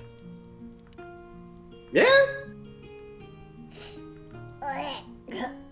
Although my question is, which one's like your favorite out of the sisters? It's been a while. it has been a while. Yeah. I might as well get them up for TF2. I'll put them in the TV chat, and from there it makes things easier. Here we are. I found a pretty much like a family photo of Heavy's family. But You know what, guys? I think I might go to bed. all right, Yeah, you okay. better Yep. get some rest. Get some sleep, Yes. Artsy. You're gonna need it for the one shot. But I hope that you guys actually have a good time when later tonight. Okay? Yeah, I'm pretty sure it will. I mean, I think Stida should be worried Why should I be worried? because Nebula. All right, I need to make a harness for her. Oh shit! I need to make. I forgot about that. Damn it! Okay. Hear me out. It's essentially like a baby carrier, so that way she doesn't wander off. Yeah, that makes more It's sense. It's not It's about not the a loot wandering shot. you should be worried. It's about touching things. I think the inner Alve, for a Right? minute there, I just almost tapped into my inner Alve and would just ask, Navith, explain. Yeah, like that. This one keeps on wandering off, so I need to make sure she doesn't get in trouble. No, she doesn't wander off. She never splits the party. That's She just triggers a lot of traps. Patrick, what did you just say? Did he say cheese cat? I think he did. Alright, so let's see. I think I got most of Freya's body down to a T. That means I'm gonna copy this, and I'm gonna save this for another rainy day, and then we can finally get to drawing her with the arms with her bow in her hand. But until then, most likely this piece will be done by the time you wake up, Artsy. Nice. It looks good so far, so. Thank you. It's good to see you, by the way, Artsy. It's been quite a while. Yeah, I will be popping in here a little bit more often. And, Probably only during art streams because, Fair. yeah. That's Alright. fair. That's what me in. Okay. Okay. Have a good night, guys. Alright, take care. See you at the now. one shot. See you later. Bye. See you later.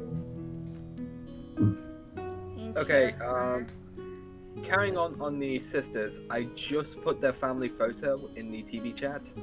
Which one do you think is like your favorite?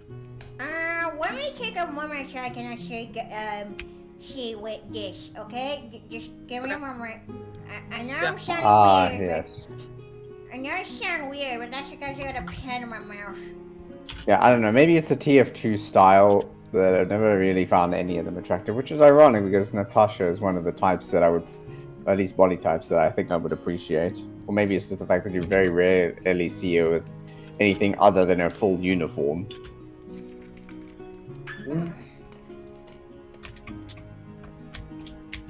Yeah. I mean, look at it this way. They're strong, they're capable, they can hold their own in a fight, and they're responsible. Loving, Honey, caring. Yeah? can I ask you a favor? What's that? Can you get me some more water, please? Yes, ma'am, I can. I love you. You too. But, yeah, let's see. Ready to hear me echo? A wee bit. Hi. Hello. Yeah. Hello. Hello.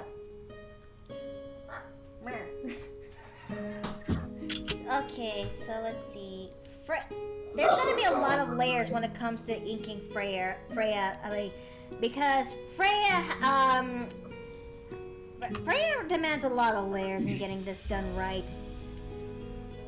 Also, welcome back, KG. I hope you actually enjoy your stay here in the inn. Let's see. You love the heaviest first unlockable minigun. Oh yeah, they're like based on the system. Oh, so that's why some of the. Oh, okay. Yes, that's why they have those names. Yeah, everyone is miniguns is a nickname. Oh. Mikoto, get more water and we make her laugh so hard again that she's unable to drink it. Oh, please don't! I don't. If I laugh so hard and spill water everywhere, the computer will go down, the stream will die, I will lose progress, and oh no. Artsy, don't you? We'll be back in. Oh, thanks for the save. Hi. Yeah, probably best you I was very save. scared. I was very scared about what was about to happen. Bubble, what the fuck was that sound? What the fuck? Anyways, I'm gonna go and do that stretch redeem. Oh, and thanks for the head pat, Artsy. Thank you, thank you. Alright, let me do this stretch real quick. So oh Lord.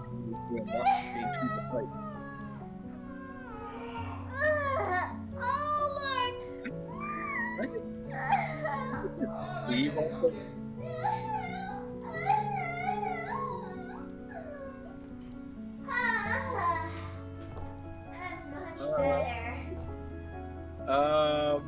Yes? Never mind. Like, I was just concerned by half of those noises. Like, are you doing alright? I am doing fine. I just need to stretch it out, and sometimes they feel really nice. I think he's trying to say that some of those noises were sus. Yeah. It's not. Look, down. It's just normal noises. Down. Thank you for saying that in my stead, Dave. Okay, let's see. Honey? The sound of muscles being stretched apart and broken. No! It's not! It's not! That's literally what stretching is! Yes! You are literally breaking apart your muscle fibers so that your muscles can move more freely. Please tell me you use protection. I'm doing What? it's normal stretching! It's normal stretch noises! It's not those kind of noises! Babe, what are you doing? Babe, what are you doing? Babe, what are you doing?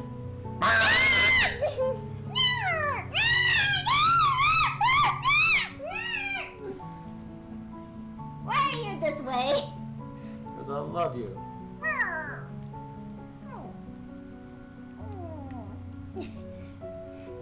Raven, no. You're this way. You probably heard me stretching too. When you heard me, I sounded like I was in pain. Yeah. Yeah, you really did. I was quite concerned for you. I mean, it's not. I mean, you're not wrong. I mean, you're definitely not wrong. When Steve stretches, oh, good lord. For a minute there, it's like the house can be heard. You know? I mean, yeah, it's one of those, it's kind of like one of those loud noises or something. For me, Yeah. It's literally one of the reasons why I gained the nickname the Beast. Because every time I stretch, it sounds like a beast is on the hunt. Well, I'm What? not Tell me I'm wrong. for that No. but this is why I don't stretch.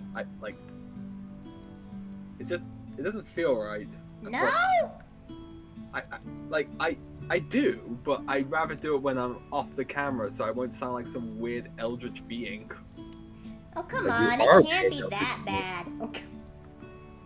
It's more the fact that I'm quite loud, and because I'm currently in the home office, I'm using that toner mic, which is a lot more sensitive compared to the other one that I use back at my apartment. That's what she said. I need to briefly excuse myself. I should be back within half an hour. I Alright. should have. Okay. I should have known. I really need to choose my words carefully here. Must not say it. Must not, Mr. B. I do not. Sound Also, yeah, Ravenloft, Mickey and Steve sitting in a tree. Giggity. Giggity. I mean, Don't get me wrong. We're the most affectionate couple that you can actually meet. It's just that I can't help it. I'm a very, very, very affectionate person when I'm with my significant other, and it's alright. and it really shows. I'm the type that would just say what's PDA if you actually ask me to don't know the PDA. Cause yeah, one of my many love languages as a person is let's see, words of affirmation, words of affirmation, service. Let's see, actions of service. I don't know if that's a proper word for that. And It is. I think let's see, physical affection is also one of them. Yeah. Like I said, I'm a very affectionate person, and to have me as your romantic partner is like you have one of the most, well, you'll have the fucking house gremlin as a person. I'm sorry, there's no caveat outside of that. You can't ignore that, you know. But other than that, I really I really am lovable. I really am lovable when I'm with my SO. It's how I am.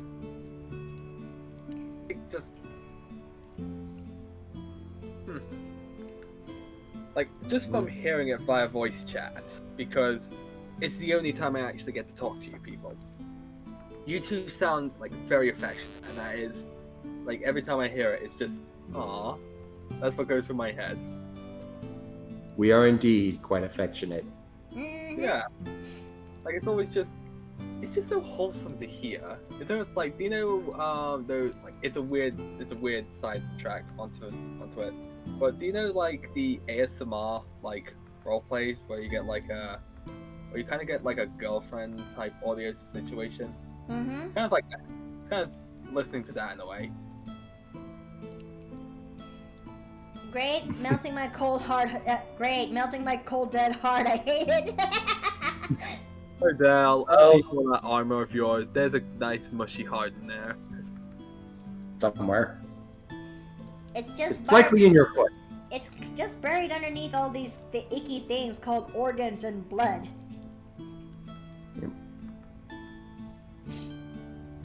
That or if you're just some eldritch being, it's likely in your foot. Oh, it's just stone. No, nah, it's okay. It's okay. You're okay. If it makes you feel any better, I think you're a lovely person, Cardell. Actually is. Like, I always constantly chat the guy. He is really he is a really friendly dude. Welcome back. Okay, so let's see. Let's see what we've actually done so far. I'm gonna turn off the ink so that way I can actually see the progress of her. Okay, it would look a little bit better if it looks a little bit better out of my head, but I think I can actually make this work in terms of fixing up every piece of her person.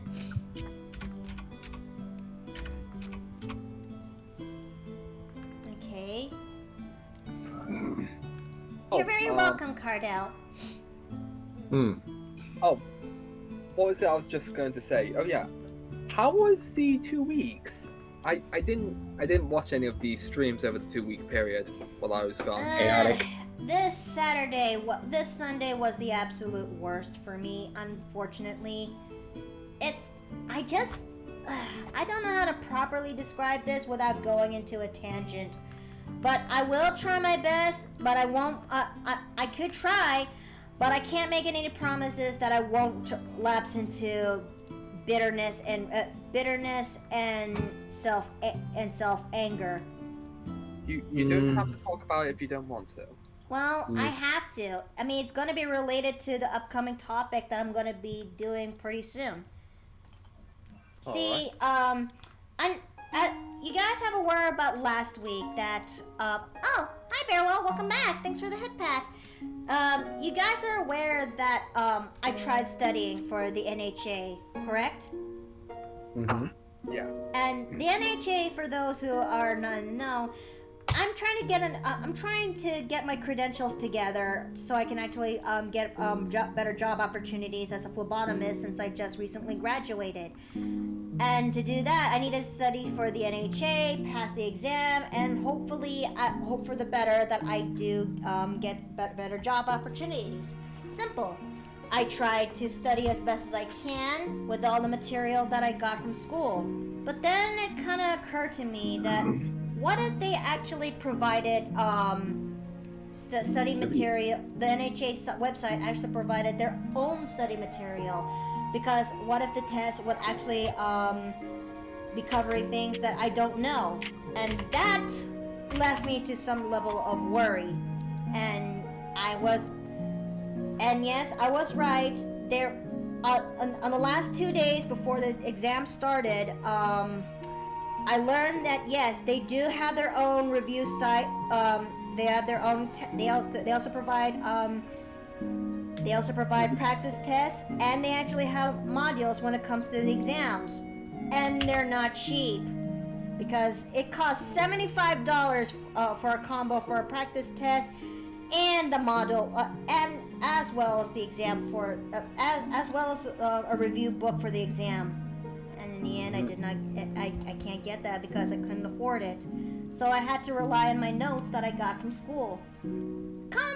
Flash forward to the day of the exam. Steve and I are gathering our laundry because we're house sitting for Steve's folks, and to help calm me down for the whole day, we decided to try out a gummy that I bought back in the store that is called Ollie Stress Relief Gummies.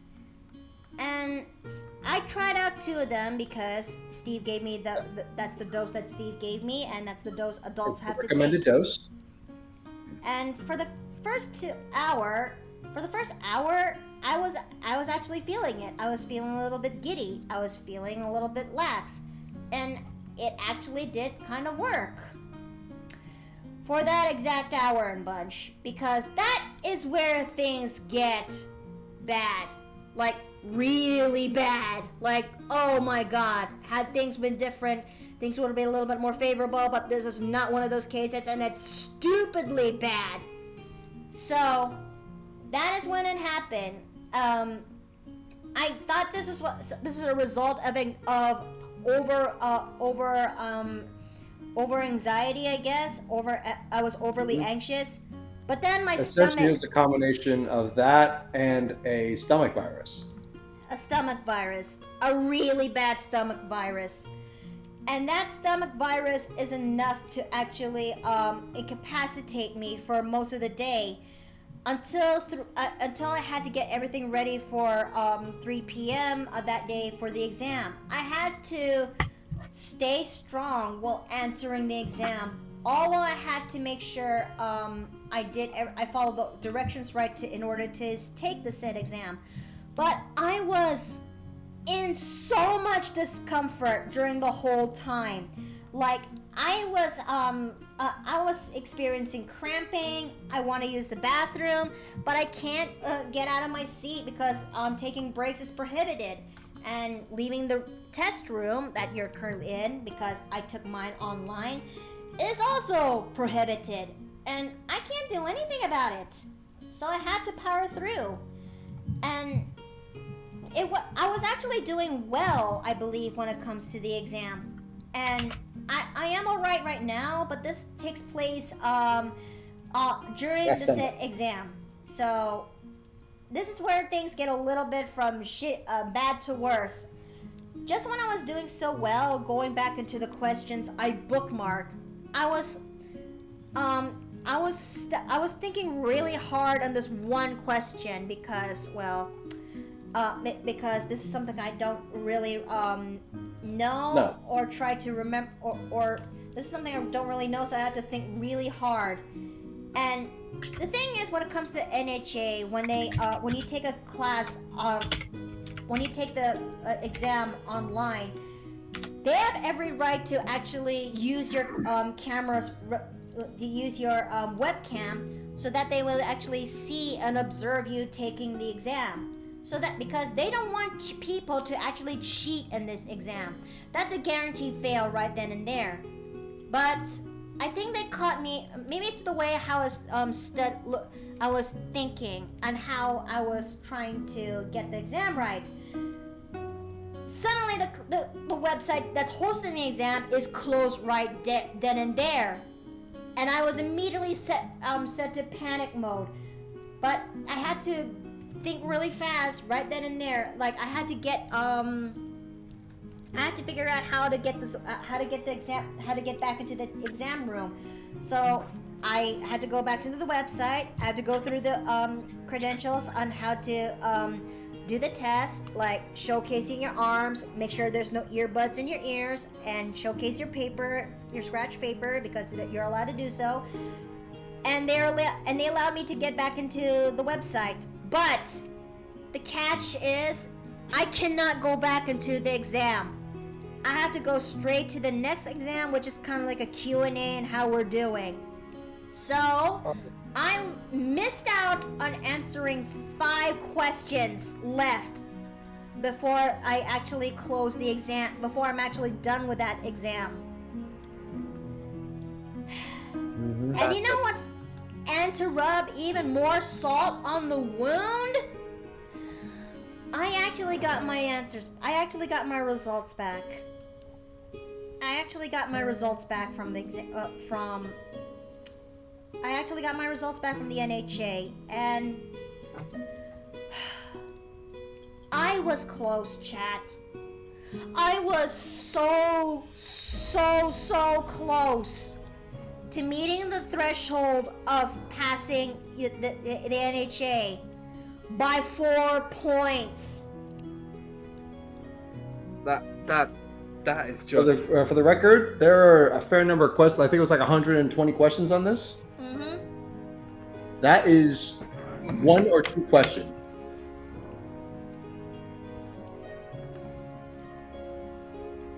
Yes, I was so close on passing by 4 points. 4 fucking points. And I really and I didn't actually get there. So yeah, I spent a good time kicking myself in the foot for that, angry on the idea that angry on the thought that I really should have done better, and that is when I actually thought of, I want to do this again. I'm too pig-headed stubborn to stop right then and there. I need to do this again. I need to do this again. So I'm gonna be reapplying the test, but I won't be taking it until another month because that's the catch. But I know You're that allowed to take it. applying for sorry. it is not going to be cheap. So I'm going to be opening up commissions where I'm finally going to be fixing up the commission prices, and I really hope that what I earned is enough for me so I can actually reapply for the NHA again, and as well as purchase for the study material and the practice test. For the record, you are allowed to take it 3 times, each one having a 30-day period in between. But if you fail that third one, you're not allowed to take it again for another year. Unfortunately. I just hope that whoever hires me is actually is in a far understanding place. But Well, let me put it to you this way, hun. Despite all the dog shit that happened to you, as Not-So-Fism put it, you were off by 1 or 2 questions, and you were at 60% at best. So if you're at 100%, fully cognizant, and fully able to think about what you're doing, I have no doubt you'll pass that thing. thank you. I'm just... That's I'm sorry that I went into this longest tangent, but I figure you guys deserve to know because you guys are my patrons, and you deserve to know what is going on in your innkeeper's life, because well, it'll be very kind of me to. What? Oh, thank you. like. No way. We're just gonna say this right now. You have done the best that you can from a really bad situation that happened, and you were so close to succeeding. The one thing, like, knowing that you will have to do it all over again, like, I can relate to like having to redo things for like important tests, but the fact that you were able to get that close, even in a not your best state, in the state that you are now, like a more healthy state, you will be able to do it. And for that, I do believe that you will be able to succeed in your career. Thank you. I know my mother says that I could try any job I want, and I'm okay with that. But I still want to give this a chance. I still want to give this a shot. And call it pig-headed stubbornness or pride. Maybe it's both. But I'm not gonna take this thing down. Yeah, I'm not gonna take this sitting down. I am gonna try again. Because I've been so screwed over in the past. I am not gonna have this thing screw me over again. We believe in you. Thank you. You got this. DMing you the sign. Oh? What's the sign? Interesting. No one minds a tangent. We just want you to be all right. You can apologize once you've done so. Oh, thank you.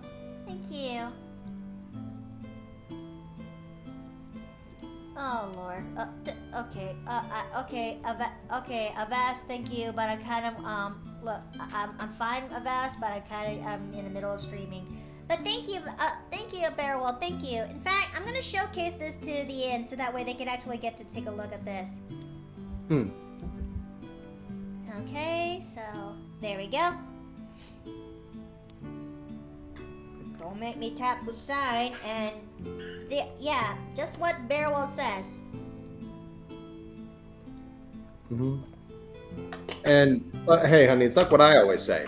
There's nothing wrong with making mistakes, so long as we learn from them.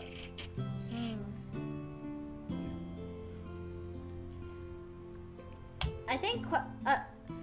how is it that when it comes to stuff like this, I'm filled with determination that is filled with piss and vinegar, but when it comes to emotional stuff, I am just as well. When it comes to emotional stuff between friends and bunch, I fold over like a pancake, if not a crumpled up toddler bag.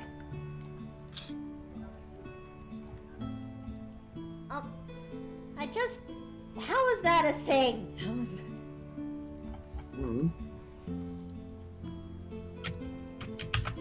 I absolutely understand your struggle, though I'm not sure if it's kosher to discuss why. If it involves ableism, I'd say that much. Not really, probably because the system is more abstract concept to the concrete person. I'm not even sure on that, Knots. Maybe it's because... I'm not even sure about that. I mean, it's just a neutral... It's just a true neutral system that people have to abide. And, you know, I cannot really reschedule the exam when I was in that poor state of mind. I had to do it, despite my stomach... I'm stuck in a stomach bug. And, yeah, had I actually... If we could have rescheduled the test, we would have. Yeah. Unfortunately, you can only reschedule the test just be around the 24 hours after you signed up, you know? That's the catch. On a serious note, lots of people gain determination through overcoming adversity. Look at Jackie Robinson, Michael Jordan, Kobe Bryant, and Tom Brady example.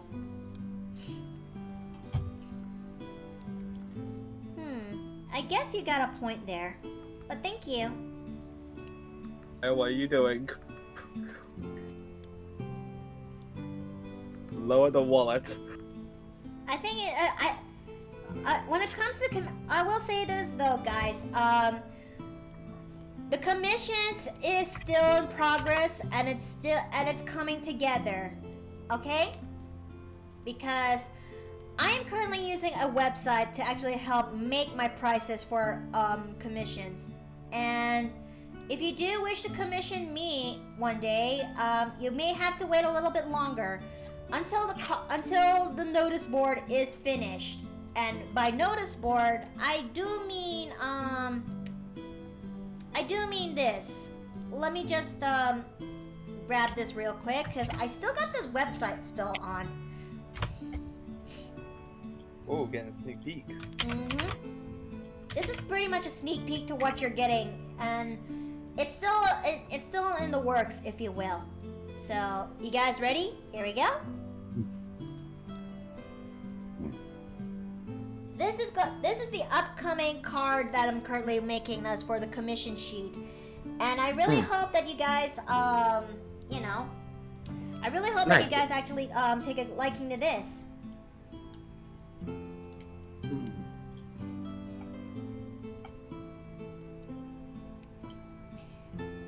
Do is just wait patiently on waiting for your commission, because in a way your art is worth it.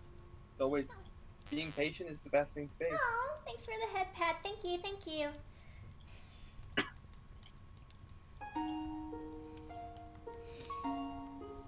I mean, there are other people out there who actually wouldn't be afraid of commissioning to. I'm still surprised that there's that I actually gain attraction of people who want my art, and that makes me happy. That really does.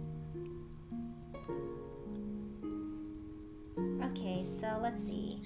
Now that okay, let's turn this off real quick, real fast and quick, so we can actually take a look on Freya's body.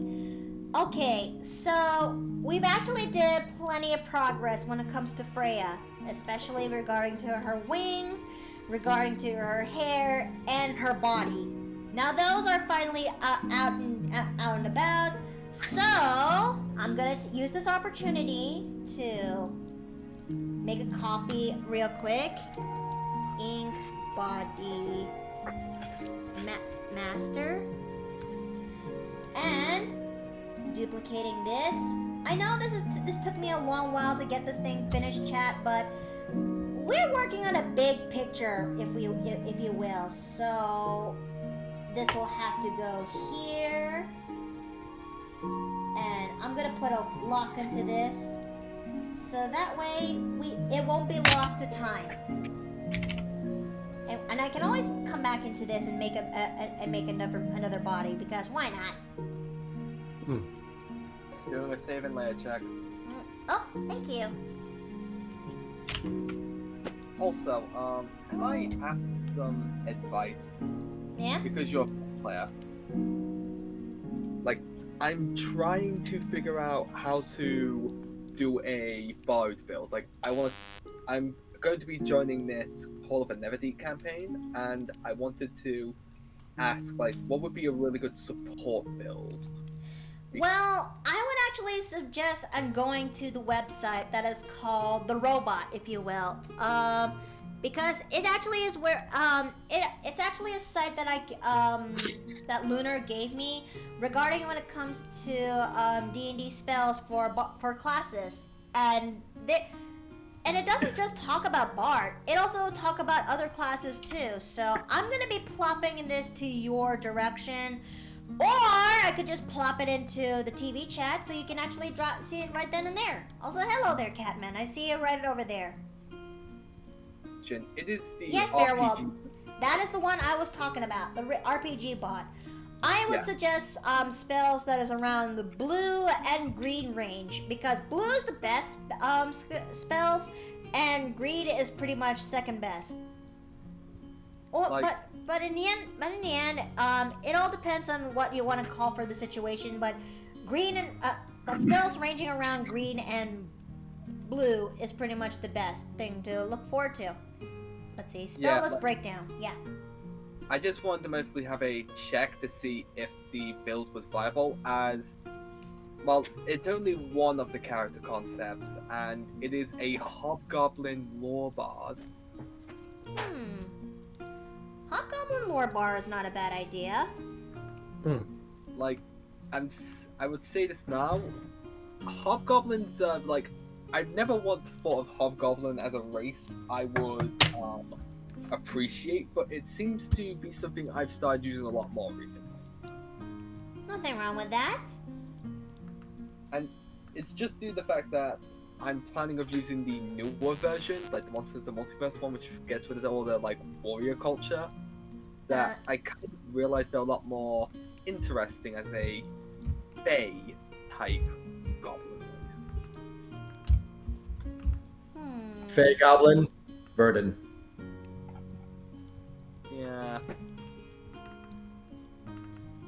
Well, if you really want to play as a hobgoblin, there's nothing wrong with that. No.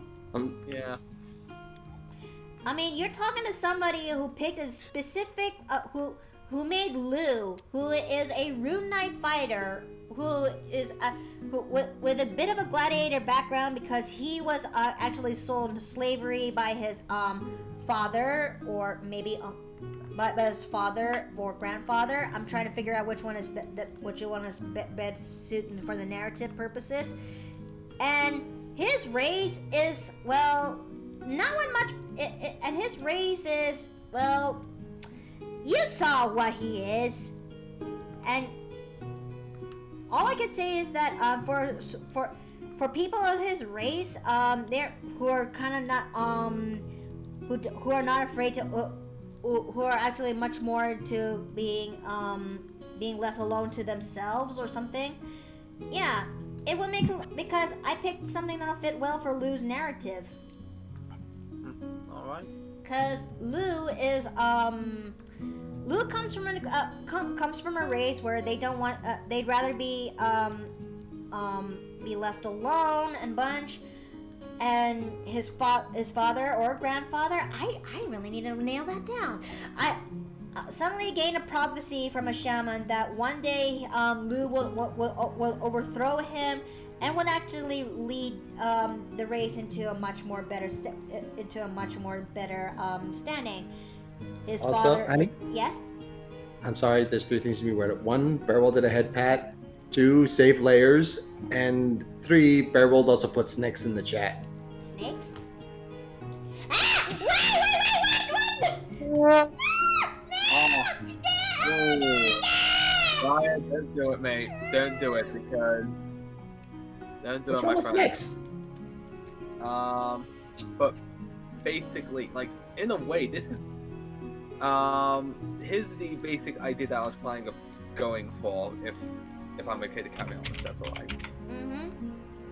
I was actually planning for having his background be a myriad operative. What's that? Oh, it's from Explorer's Guide to Wildmount.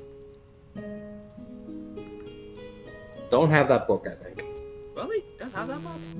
No. But okay, have you watched Critical Role Campaign 2 or a little bit of Campaign 1? Nope.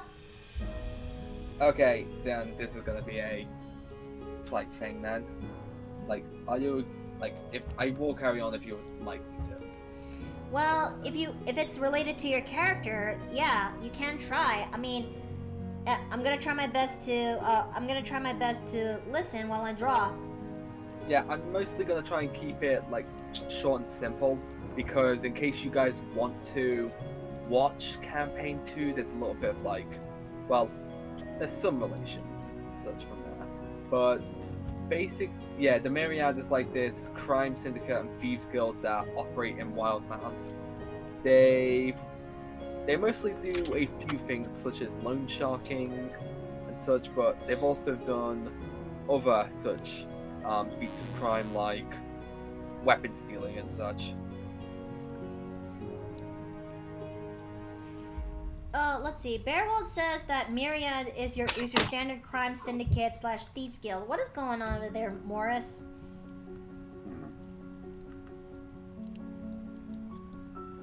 And I've been trying to figure out a backstory for them, but the only thing that comes into my head is something to do with like him having an older sibling who joined the Myriad, and during one of their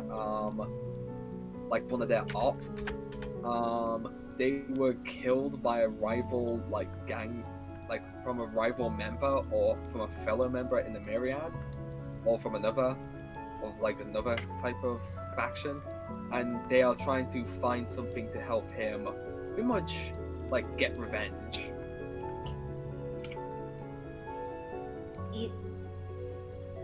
Easy plot, easy revenge plot. Okay. Let's see. Now it's time for me to get her bow. Where is it? There it is. Return. Welcome back. Welcome back. So I think you can make it work, but so long as you if you're gonna make an edgy character, try to act. Here's something that you gotta pay attention to. Have something that dulls out the edges a bit. Yeah. That's sort of my rule too. You can make something as edgy and as cruel and as dark as you want. With one caveat. There needs to be at least one or more things about this character that absolutely takes that facade and breaks it into pieces. Oh, the thing, here's the thing, he's not overwhelmingly edgy or anything of the sort. He is a very jovial character. He's pretty much like the nicest. He will be like such a nice guy. He will do he's pretty much like gonna be like planning of making like a support thing. But if any advantages to find a lead on this guy comes up, he will go for it, no matter if it even causes some problems with them. Even if it causes certain problems, because well, that was his older sibling, that basically raised him. But yeah, that's okay. But basic example: you got this broody, edgy rogue who walks alone and works from the shadows, and yet on Saturdays he does volunteer work at the local puppy shelter. Yeah, makes some sense.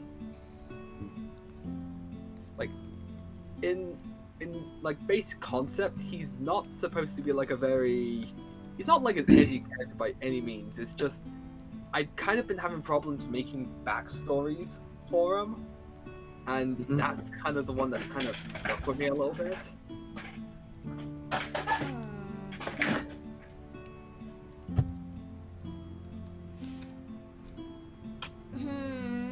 I'm trying my best to figure this thing out here, but it's kind of a little bit tricky when you're actually trying to do a. I mean, I did say I could try. It's just. We may have to we may have to come back to this a little bit later, but your plight is understandable. Yeah, fair enough. Okay, so now I'm getting to the part when it comes to designing her bow, and this might take a little bit of a while. But I still need to figure out when it comes to Freya's cannon height. I mean, I could make her, let's see, fairies, now that they're official material, are basically, are basically now small creatures. So, and small in D&D can mean up to 3 to 4 feet tall. So, around that height is going to be Freya's cannon height. I could make her in the leagues that she's like 4 feet tall in order to make things a little bit easier for everyone, especially for the DM who is willing to take her.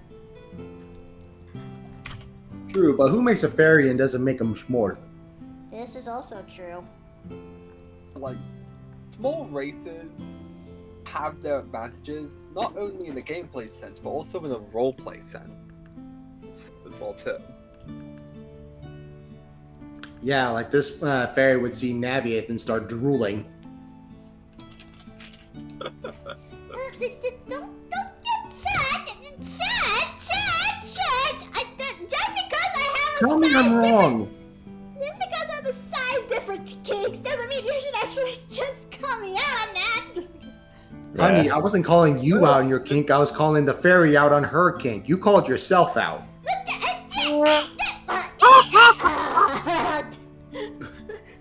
There's gonna be.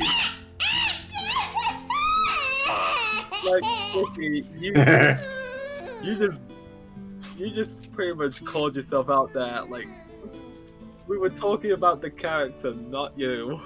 Yeah, honey. Honey. Yes. Bubba. Bubba. Bubba. Bubba. Ah! Thanks for the head pad, thank you. Yeah, Bubba. Yes, can I help you? I love you too. But the fuck? Look, I have no control over your words. Shut.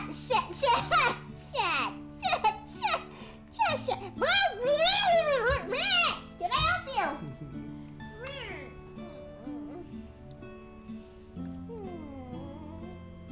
Hamster and banana. No! Wait! Hold on! No!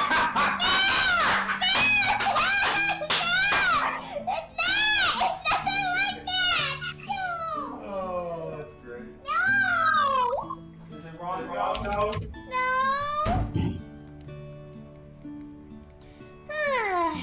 I'm easy. Why am I so easy to be? Why am I so easy to be teased at? What did I do? Because you got a poor wisdom save like I do. Wait, no, actually, yeah, no, it's supposed to have a third. Better. The fuck?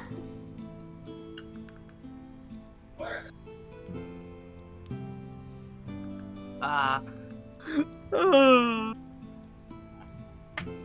Know where we're going?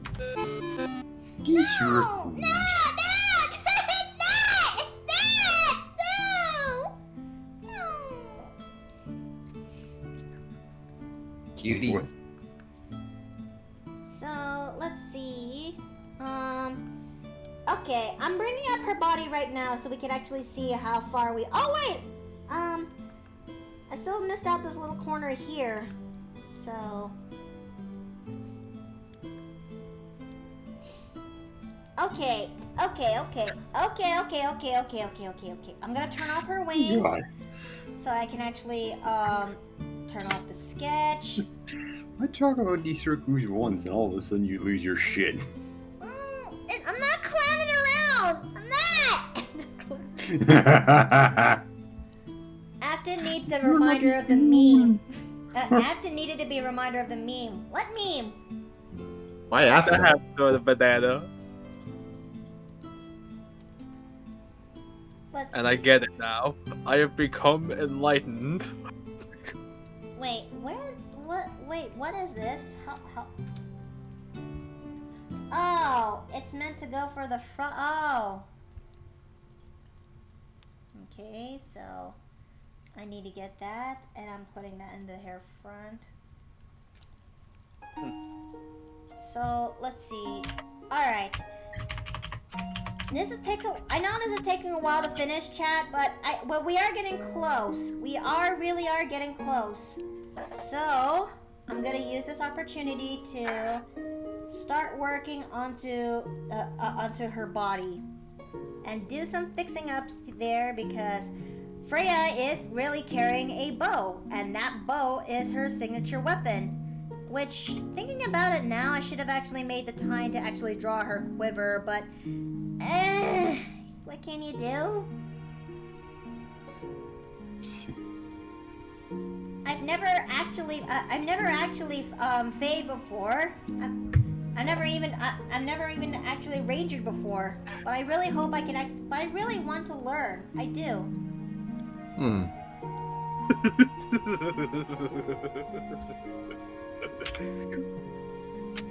Okay, let's go. The way I see it, you don't play Ranger so much for the mechanics of it all. You play Ranger for the flavor. But is Fey Wanderer Ranger that good? Oh yeah. Yeah, it actually is. Can anyone help run me with the benefit? Can anyone help me run the benefits of the class, the pros and cons, and all that junk? Oh, I can do that right now if you want me to, because I'm on the page for it. You too, honey. Alright. Okay, so for Fey Wanderer Ranger,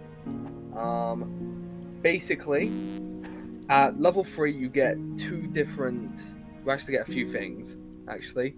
One of them is Dreadful Strikes, which means you can augment your weapon strikes, and it gives you an additional 1d4 psychic damage to a target, which it takes extra damage 1 per turn.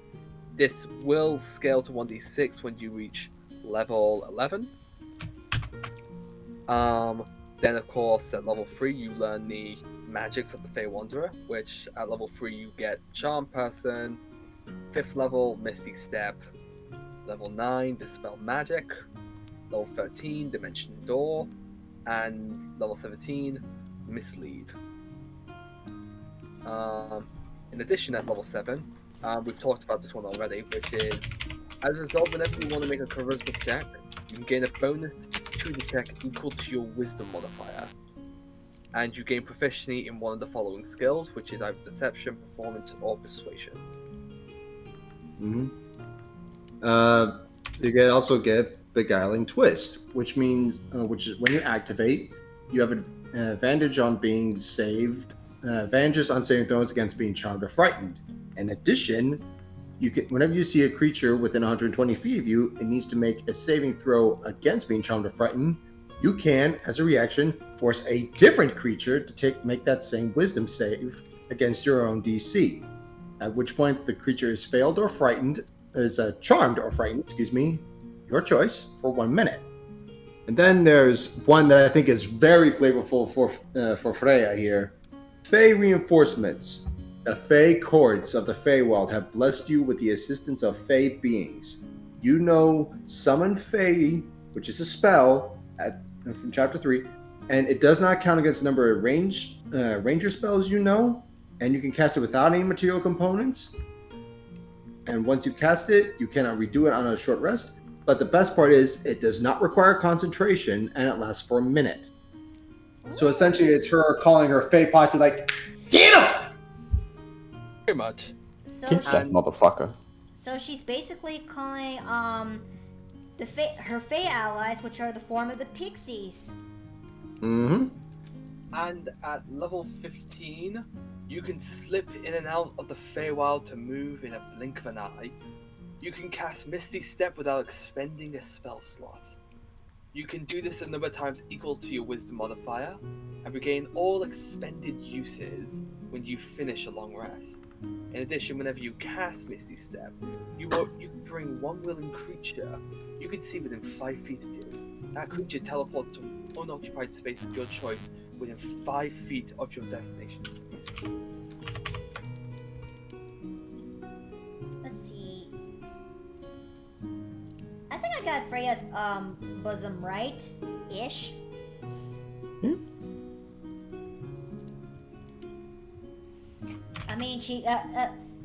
I mean, rangers have to dress light in order to actually be in their full efficiency. Otherwise, if they dress too heavy, they won't be able to pull off jack.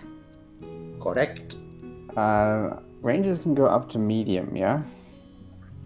Yes, it can. Yes, but the caveat when it comes to the caveat for her is that she is still a fairy, meaning that I can't. Oh, yeah. Okay, that's a fair point. The thing Yeah, is, like- she's a fairy, so if I dress anywhere heavier than that, I can't fly for shit. Hmm. Mm-hmm. That's kind of like the downside to flying races, except the winged tiefling. But The winged I don't- tief. When did tieflings grow wings? so the guide to Oh, sword thanks code. for the head pat. The guide to sword code brought 2 variant tieflings, which is of course the devil tongue one, which allows you to do vicious mockery whenever you want to, and of course the winged tiefling, which, if you do not know, allows someone with you can wear medium armor and light armor and still fly, but you give up your you pretty much give up your legacy traits. That's The other kind of- type being Tiefleball, I can imagine. Mm-hmm. that kind of sucks. I won't lie. Yeah, but you'll be surprised how versatile they can be. Give me a second. Let me actually see the traits of a winged tiefling. Winged tiefling 5e book. Let's see. While you're at it, welcome back, RFD. Welcome back into the Paper Plane Inn, RFD. I hope you actually enjoy your stay here. And let's see. Went to AMC to discuss the final things now. So unlike Horsers and boom, I begin. That is good news, RFD. I really hope it goes well in your favor. I hope you actually get that. Okay. So let's see. So I just kind of looked around a bit for flying races, but it does in a way make things like tankier. Like for flying races, it essentially makes you a lot tankier compared to other flying races, which are of course the Owlin, the Aarakocra. How are flying races tanky? I'm trying to put that put that knowledge into use in my head. Oh no! I would say the winged tiefling is possibly the tankiest of the flying races. Oh, sorry, my bad then. Yeah, sorry. I mean to be. I should have been a bit more specific. While like each flying race has their own usage, basically.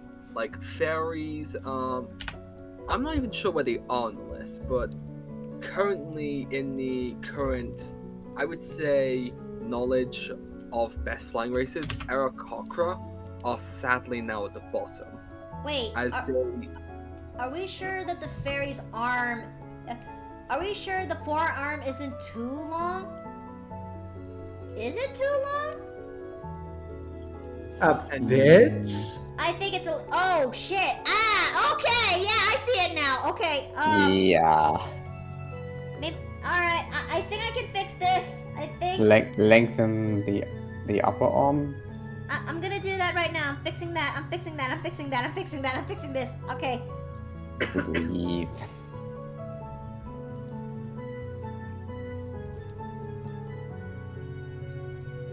Besides, I think when it comes to Freya, the reason why she likes bigger races is that, maybe to them, into their perspective, she is small. She is really tiny to them, you know? Maybe. Unless they're one of those rare, the rare kinds who actually put their brain into use. But then they would actually correct that they would still prefer her as she is, you know? Me.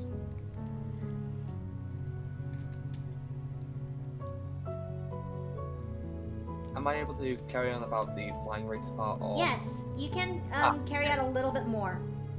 Okay. So essentially, Aarakocra are on the bottom of the list for flying racers, as they no longer have their 50-foot flight speed. Which is what made them broken. That's why. Isn't Aarakocra's flying speed their thing? Yeah, Yes. but blame monsters of the multiverse for that. Ah, You can still boo. use legacy content. Yeah, you can still use the original Aarakocra. I can't though. I can't. Wait, I think I still got my the Volo's monster book, but I don't have the other book where Monsters of the Multiverse actually comes in. You can. There is an official book which does have the Aarakocra in. Do you intend to add feathers on the arrow later, or have we forgotten? Oh, right. Yeah. Let's see. I'm trying to. I don't usually draw with bows and arrows that often, but I should. Should I?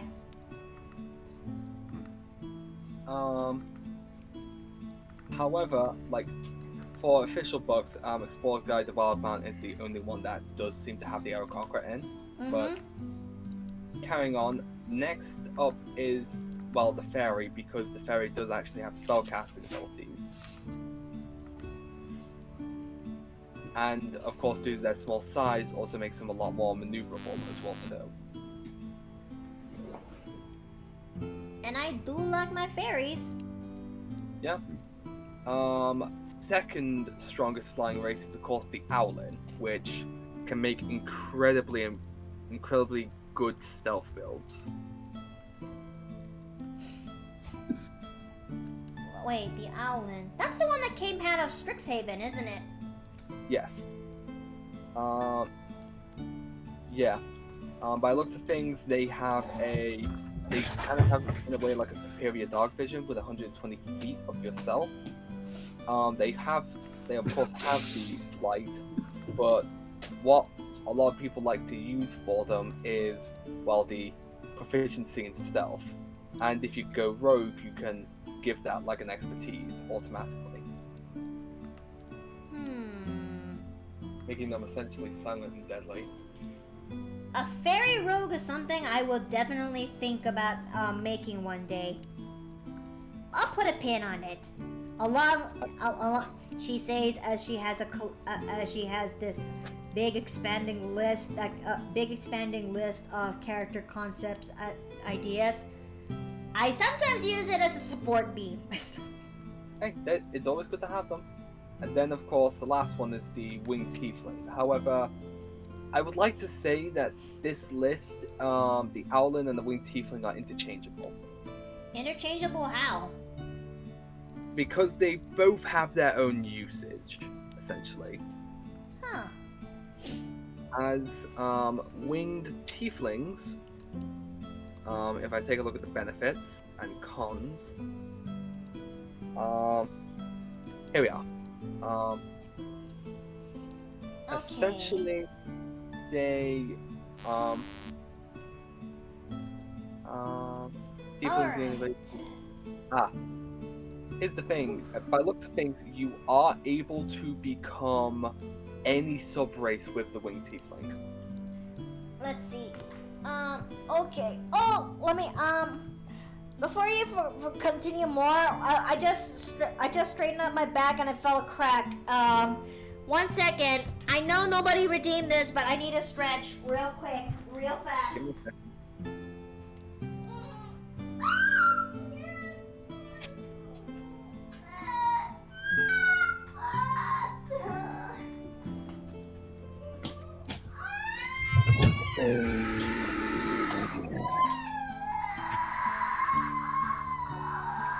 I just got back to infernal noises. What happened? He is stretching. Stretching. She is tearing out the muscles in her rib cage. I almost said tearing out the missiles in her rib cage.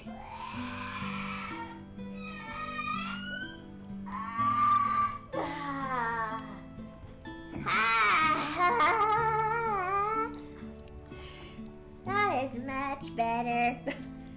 Honey, I did a goof. I I was trying to tell them that you were tearing apart the muscles in your rib cage, but instead said you were tearing apart the missiles in your rib cage. Oh,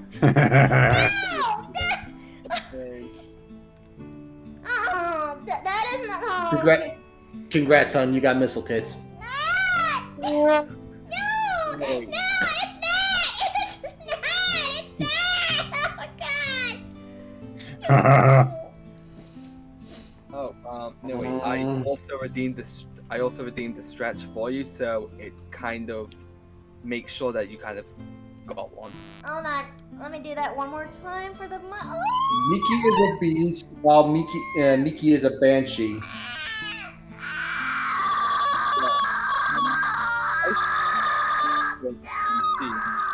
Literally peeking out the mic. Oh jeez. Yeah, I think Jexo got it right. I'm the beast, you're the banshee. For a minute there. Well, what about that? No, I don't think so. I think of that one monster that is from the Witcher book that he has to fight until dawn. A streaker? Yep. Yeah, that's Striga works. When did Miki turn into a Striga? A, when did Miki turn into a Striga? And B, is Steve gonna have to fight until dawn in order to get me back? I mean, that's what Raven thinks is gonna happen. Raging erotic. Yeah. Right now, I'm just looking at the old map from Wolf Creek. But can I just say that we have yet to continue with The Witcher. There's so much we need to catch up. But when it comes to that scene where Geralt has to fight the Mac freaking Striga, I really love the soundtrack that came with that episode. Huh? What? Yeah? I assume you're referring to the Netflix episode. Yes. Ah, okay. The good news is that if you ever decide to play Wild Hunt, it covers a later part of the story, so you won't be spoiled for much. Wait a minute. Wait, hold the fuck. Hold up. Hold up. Wait a minute. Okay, there we go. Okay. I knew something was off. I knew something was a little off. Oh, thanks for the head pat. Thank you. Yeah, Birdwell was trying to play with Pavlov. I decided, fuck you. But, bruh. Why are you guys the way that you are? Hey, compared to Melly's streams, I feel like we are quite tame. You're quite tame when it comes to people. Yeah. This is kind of true. I don't know how. I mean, I would actually but I won't lie. If there's one thing I wouldn't mind having at me whenever I stream, it's fan art. You know, because I actually would love fan art, and depending on what kind of fan art I get, I would appreciate it from the bottom of my heart. That is something you could actually take it from me. Like the other day, somebody Wingwolf, you know, girly Wingwolf pup, she actually made fan art of Melanthe, and I love it. I absolutely love it. I mean, here, let me just go into my Twitter right now so you can actually see this, okay?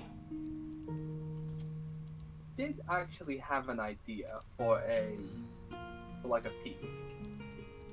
I mean, here we go. Okay, I'm copying this right now so you guys can actually see this. Not okay. Opening in. Okay, copy image and. Oh wait, I can't copy image. Okay, fine, sure, have it your way then. Okay. Okay. Come on, copy. No, not save. Santa Maria, Pastikiawa. Okay, fine, sure, why not? You could be that. Okay, fine, have it your way. I'm gonna place it in chat anyway. Anyway, here it is. I made fan art for you. It was I made fan art for you before. It was great. Real. Oh, thank you, RFD. Nice. Did I actually retweet it, or did you put it on Twitter or something? I need a refresher though. Oh, it's... Wait, who's that for?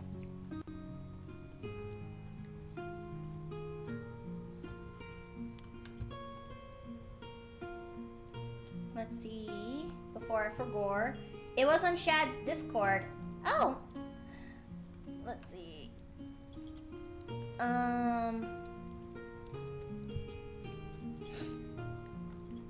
Okay, you may have to ping it to me again, so that way I can actually see it, but I'm trying to remember it because it's been a while. Okay, now that we're actually done with most of Freya's design, so we might as well just go ahead and actually start coloring this.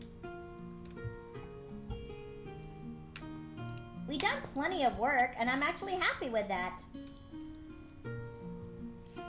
Now then.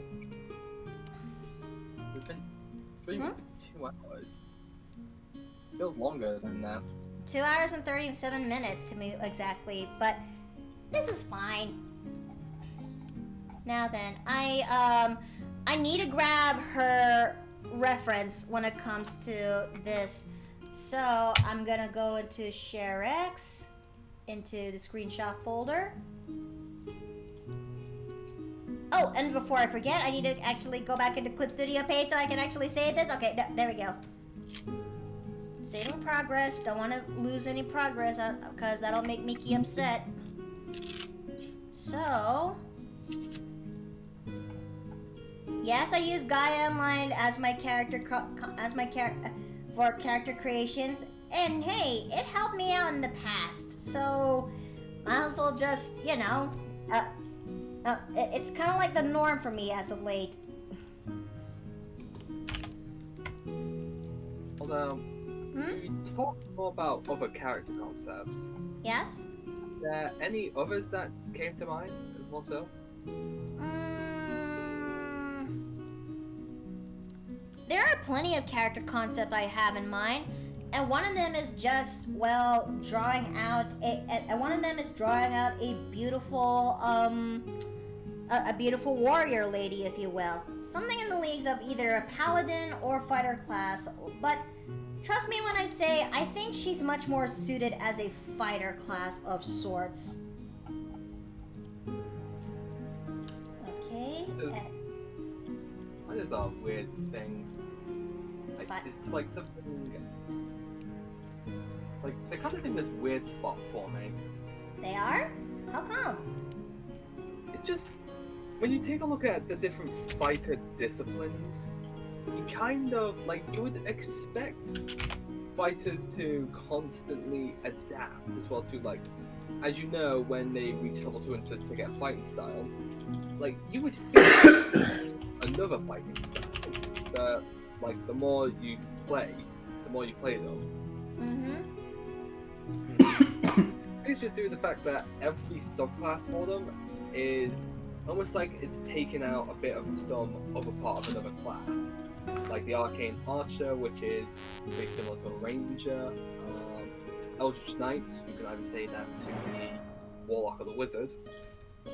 I'm trying to figure some of the other ones that like the Cavalier. Well, the Cavalier, there's not many classes such thing to that one, but it's a good concept. Needs really needs some work to it. I'd say like for they're kind of like a bit of an example of subclasses getting like the newer the subclasses, the better they are. Yeah. Kind like for example, a lot of people like playing the Eldritch Knight and the Champion and the Battle Master, but no one plays like the Banneret, for example. What? The are Bannerets? Purple Dragon Knight. Oh. Yeah, they're from Sword Coast as well. So. Are they? Is it because they're hard to play? No, they're just kind of mid. Yeah, because all they do, if I get Banneret fighters up again. Essentially, they're diet paladins that benefit from charisma. Didn't you actually try to stray me away from that when I was trying to make her? If you know what I meant, honey. Her. Can you be a bit more specific?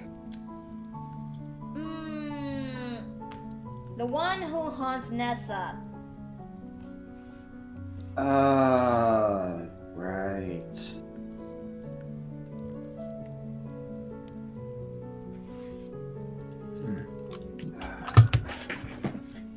I mean, in the end, we actually settled for making her as an Eldritch Knight. Yeah. Although I really need to try a fighter personally, like maybe it's just because I haven't played them yet, therefore I don't have much experience or understanding.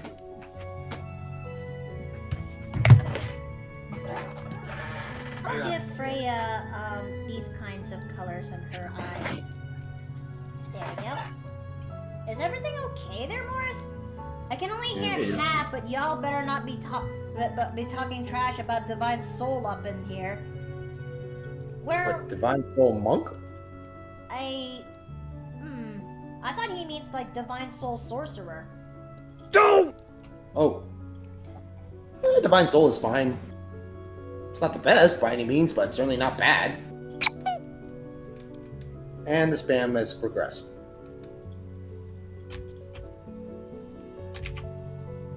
So, Yeah. let's see. I have been thinking about playing as a Divine Soul Sorcerer, and it's just that I need to figure out on how to... and that's also another class I really have to give it a try as well. Because I've always been a support person. That has been a thing for God knows how long, you know? Ever since Runia has actually got me into TTRPGs in general. But I am willing to try and branch it out. It's just that I need the proper guide and help in actually getting me there. What the Santa Maria? And good morning. Well, maybe not good morning. Speaking of, Hi! Ow! I'd say good afternoon, good evening. Depends on where you are. It's like, Good evening, Runia. Currently, we're in the middle of drawing this fairy that I designed. Can I just say it kind of looks terrifying with those soulless eyes right now? Not for long. No, I don't give Yandere vibes. not for long. Not for long. Thank you guys for pointing this out. I'm just gonna do that right now as we speak. This is like, I've come from the Fey Wild. We are in need of suitable males. Join us in the court. Join us and play the music. There we go. She has 3 highlights. 3. That is. That's. I don't know that. I don't know that if that doesn't sound like it's very Fey-like. I don't know what is. Or that she's just really upbeat or some shit. I don't know. I don't hear. I forgot.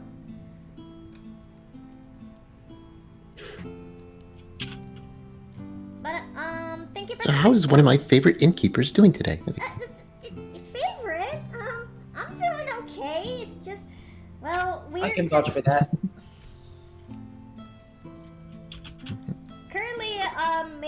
Currently, I'm in the middle of making this fairy, and we were actually gone through a lot and talking about not just the fairy, but every other sorts of topic that flies under the radar. You know. Mm-hmm. And let's see. We were actually talking about fighters just about now.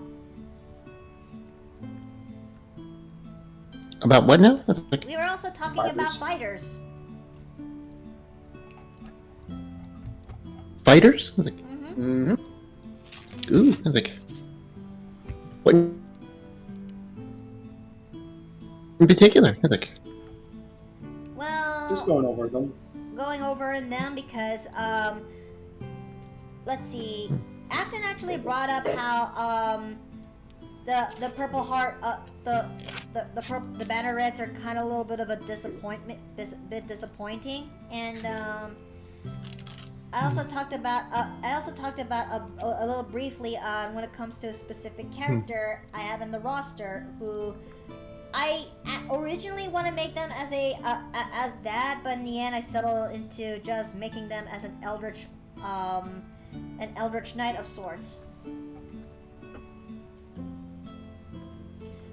I just want to actually give that one a shot, but then again, inexperience is otherwise. Let's see.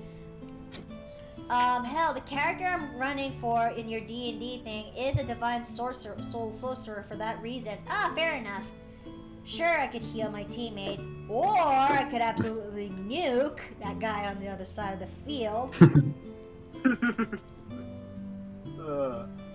Like, that's the thing about sorcerers. They're not even though their spell lists are very limiting, it's the meta magic that makes them so powerful. I've never sorcerer, but what are they? But are they that good? Yes.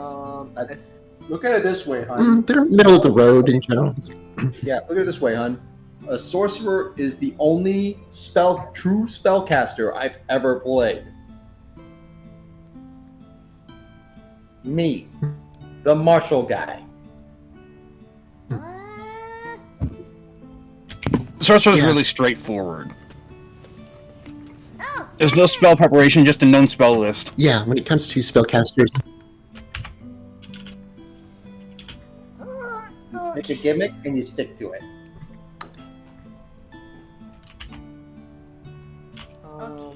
lips. yeah, more or less. It's like if you're going to learn magic, short of paladin itself, which has even smaller amount of magic that you have to juggle, sorcerer is probably the best intro to full spell casting for a new player. Then again, they're mechanically, apart from meta magic, there isn't much difference casting wise between sorcerer and wizard or any other spellcasters. The concept of prepared caster is almost gone from 5th edition, which ultimately Thank you for the head pat. hurts sorcerers in general, because while wizards basically get to Sorry, let me read this. Alright, swap out spells as they wish, while sorcerers have more spell slots, but Okay, Lone, thank you for coming by. Take care.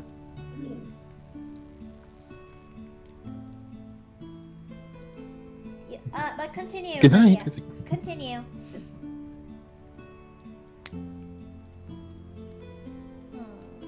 Yeah, like because sorcerers again are limited to like spells that they know. Like they don't get to swap out until they level up. Like, and on top of that, like sorcerer spell lists, unless you specifically get a particular bloodline that opens you up to another spell list, much like divine sorcerer opens you up to clerics. Like, it is less than what the wizard has. And I know a number of people that are eternally upset about that. Really? Especially with the concept that a dragon sorcerer does not have the ability to become a dragon. It's like, Runia? No. but wizards do. It's like, wizards do get to do that. It's like, Is this all true? Yeah. Let me take I mean, a look. draconic bloodlines can get the aspects of dragons, such as the resistances, the scales, the wings, all that. Not ducks. But they can't become actual dragons. Dave, are you hearing all this? I am hearing all this, and I am vaguely familiar. With that said, my Pathfinder Kingmaker Sorcerer has a spell to temporarily become a dragon. Mm-hmm. What we're talking about is 5e. No, I meant like it just gives me thinking back when it comes to a very specific character that we both know. Mm-hmm. Yeah, I am. How do I put this? I am aware of his sorcery and his connection to Dragon D's nuts.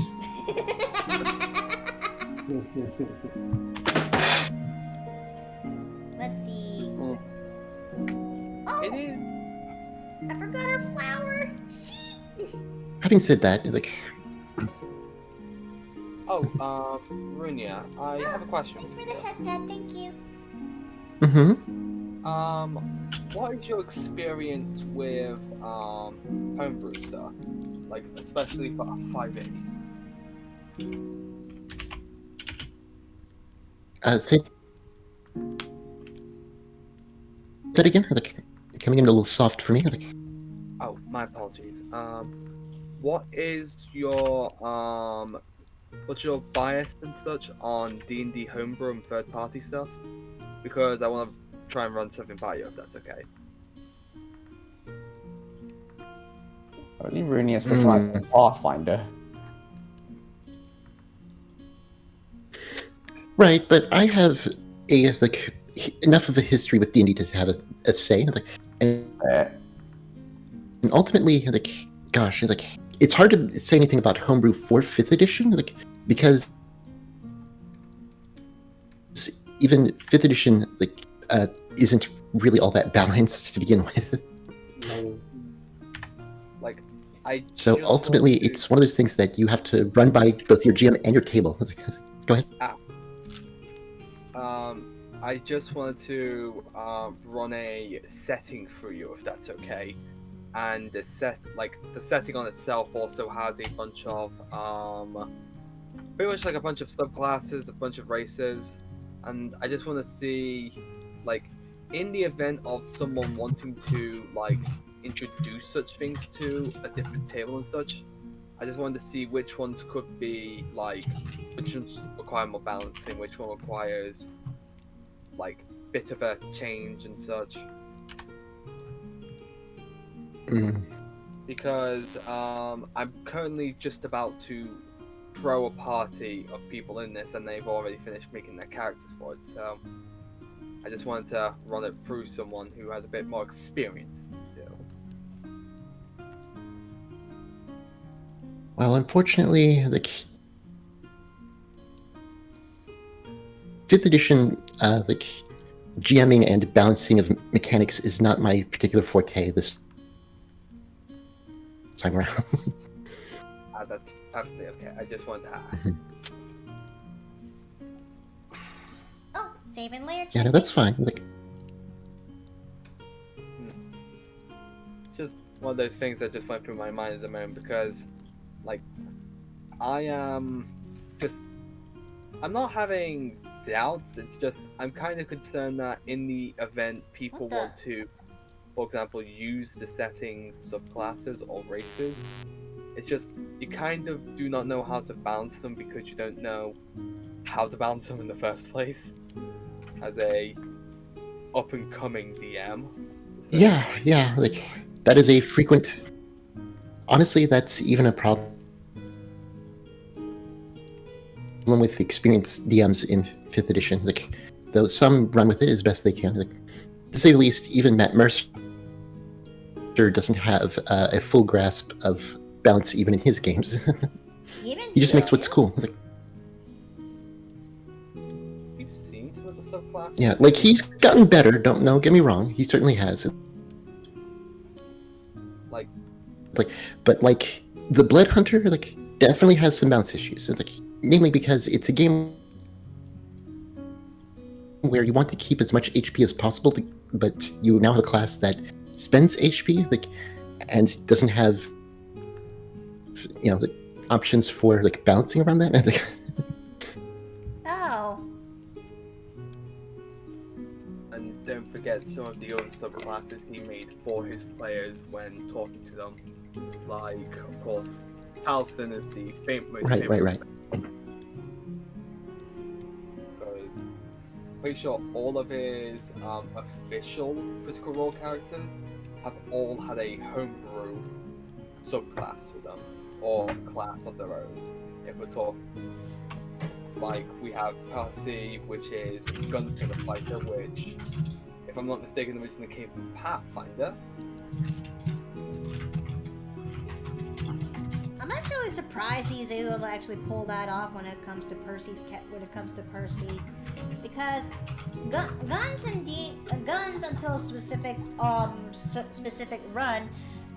Hey Mikoto, got a tweet somewhere inside of the inn.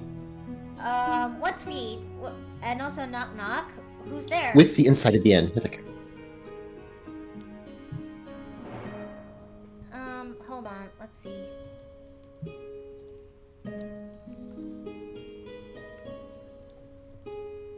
At least Freya is slowly coming together, piece by piece, mind you.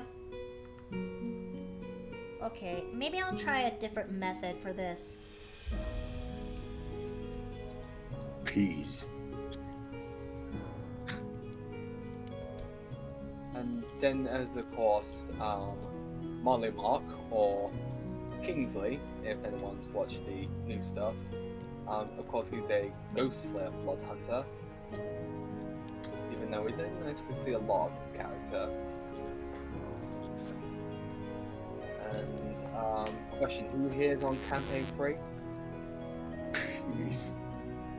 Oh my god. I couldn't even get past campaign 1, unfortunately. Like, Alright. Just wanted to ask. but like, or not, because I don't want to spoil any features. Should I rinse her out or not? Peace and remember to say peace and thank you. Okay, that's actually a pretty good one. So let's see.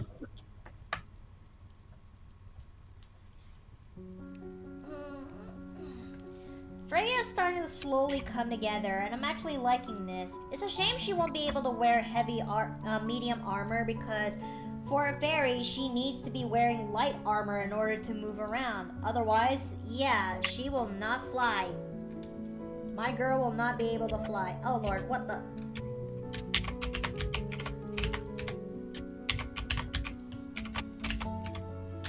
But here's a better question for you guys. Would you allow fairies in your for those who actually run D&D games, would you allow fairies to be in your game? Let's see You why guys not. might have to make some caveats in order to bring them in. For example, some sort of strategy in order to limit the flying speed, because without some sort of limitation, that's a pretty broken ability to have. You think it's broken? Look at it this way. You are an archer. And as you are right here, you then spend a few turns flying up, let's say, 100 feet. Now, none of the melee enemies can hit you, which means only ranged weapons and spells are going to hit you from up there. Meanwhile, you can pick them off freely.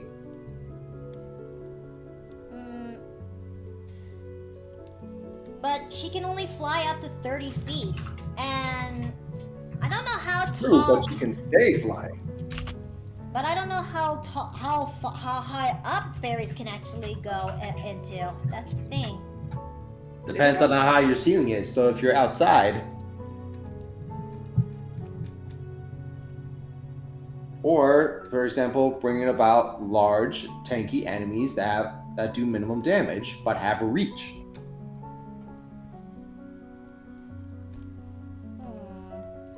Such as, for example, one of those giant giant things with 3 eyes and can latch you with its tongue and eat you. Oh, a froghemoth. Yes. Froghemoths are? Oh yeah, I forgot. I forgot. Yeah, they were a thing. I forgot. As if Konosuba frogs weren't bad enough. Carrying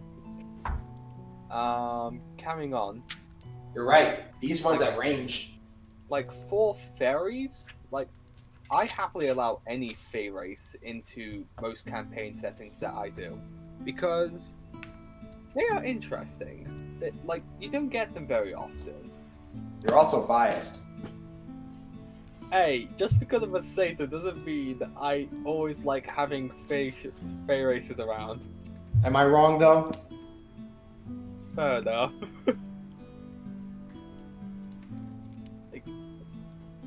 Like, it's quite tough to see other fey races in games. So, you kind of have 2 choices. One, you become the fey race yourself. Or 2, the characters pick out a fey-related piece of character creation.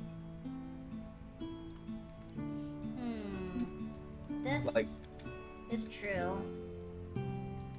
At some point, I actually had a plan back during a group of people. Unfortunately, the campaign never sailed, but at least half the party had like fey influence to them.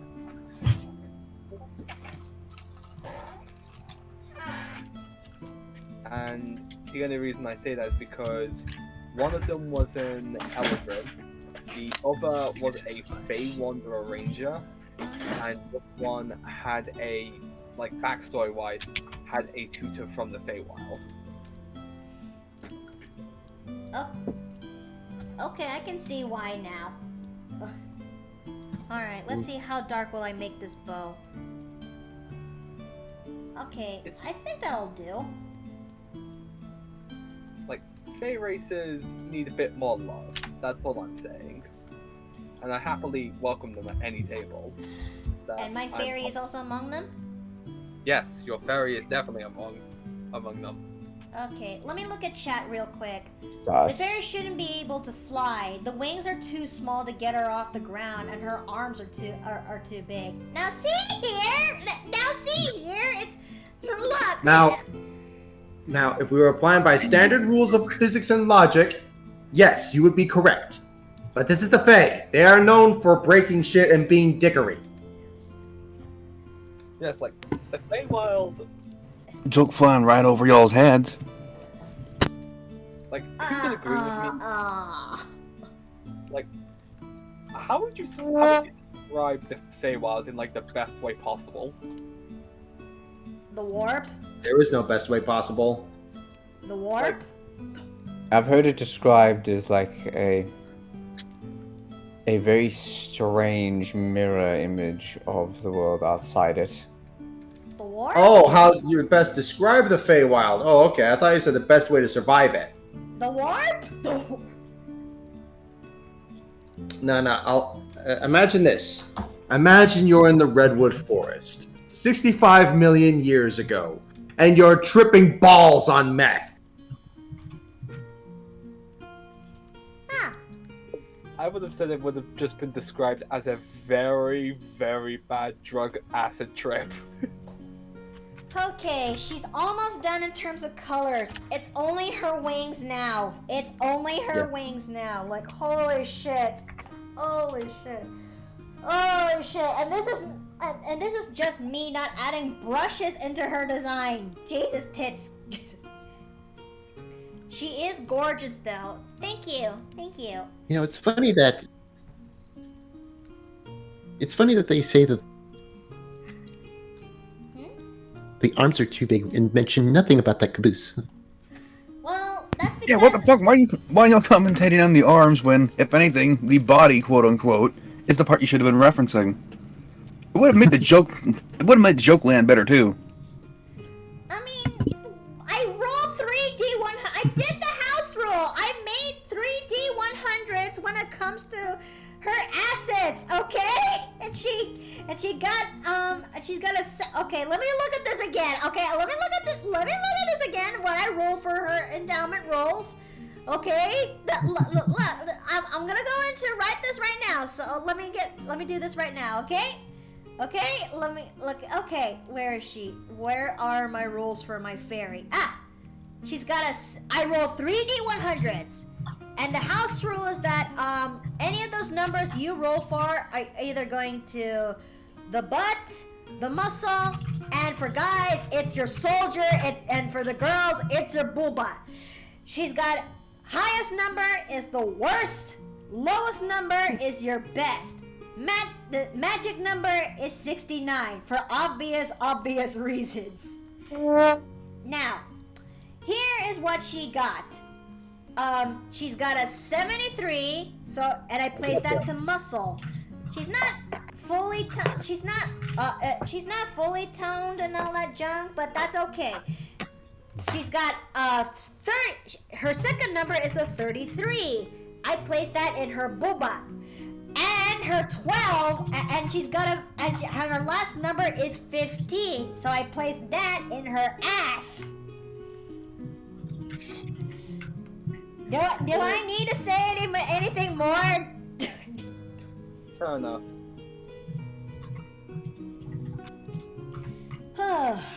I do believe you've said quite enough. No.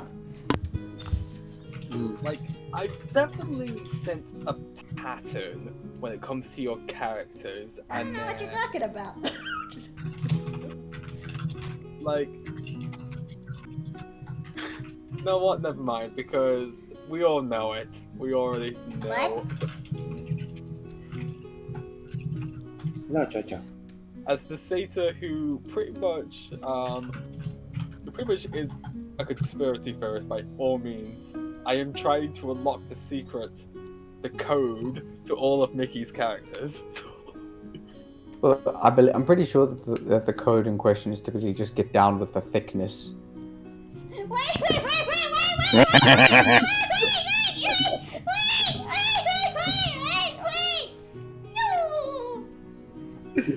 Name one character that isn't male.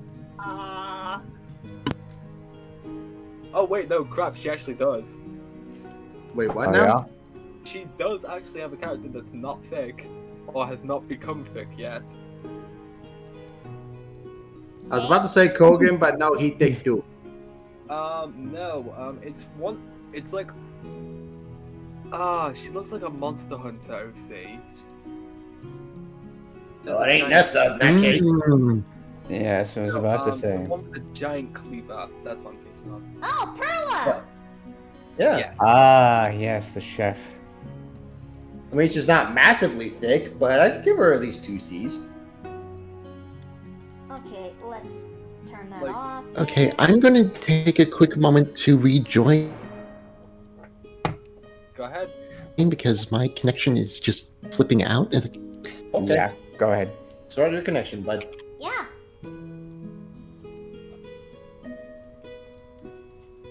Okay, I think overlay looks pretty okay for her fairy wings. but yeah, this is but yeah, Freya. Here's a better question, you guys. Now that I've actually now that I finally drew her in full color, would you? Do you have to ask? Mind you, she's like 4 foot tall for a fairy. This changes nothing.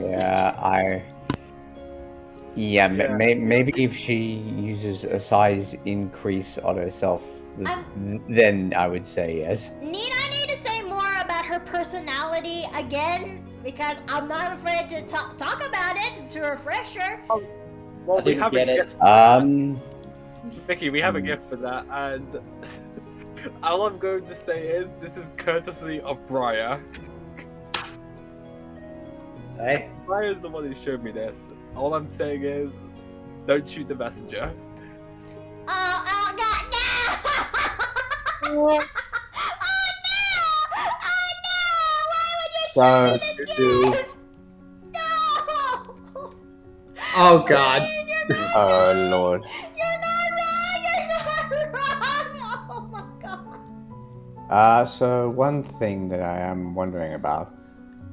The hand currently holding the bowstring. Yeah, I'm having so much trouble working on that. So the main thing specifically that I noticed is when holding the bow in that position, shouldn't the thumb be facing away from the torso? The thumb which facing hand? away? Oh, sorry, it was pixelated, so I couldn't see. Yeah, it's facing the right way, sorry. Okay, because if you're thinking that she's holding it, if you think she's holding it in the wrong way, no, I'm trying to avoid that. I'm not doing the same thing like I did with Violet's beans. Yeah, my apologies. At the zoomed out view, it kind of looked like it was the wrong way around, but that was my error. Okay, you're forgiven. Okay, so let's Oh, well, darn, that didn't solve anything. It's like, No?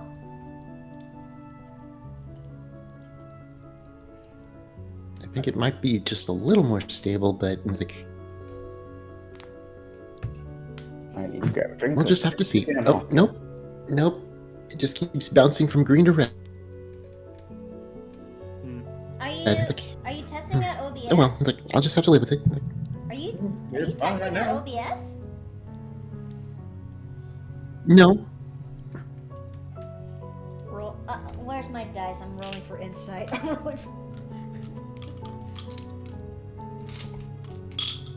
Okay, there you are. Rolling for insight. I do not believe you.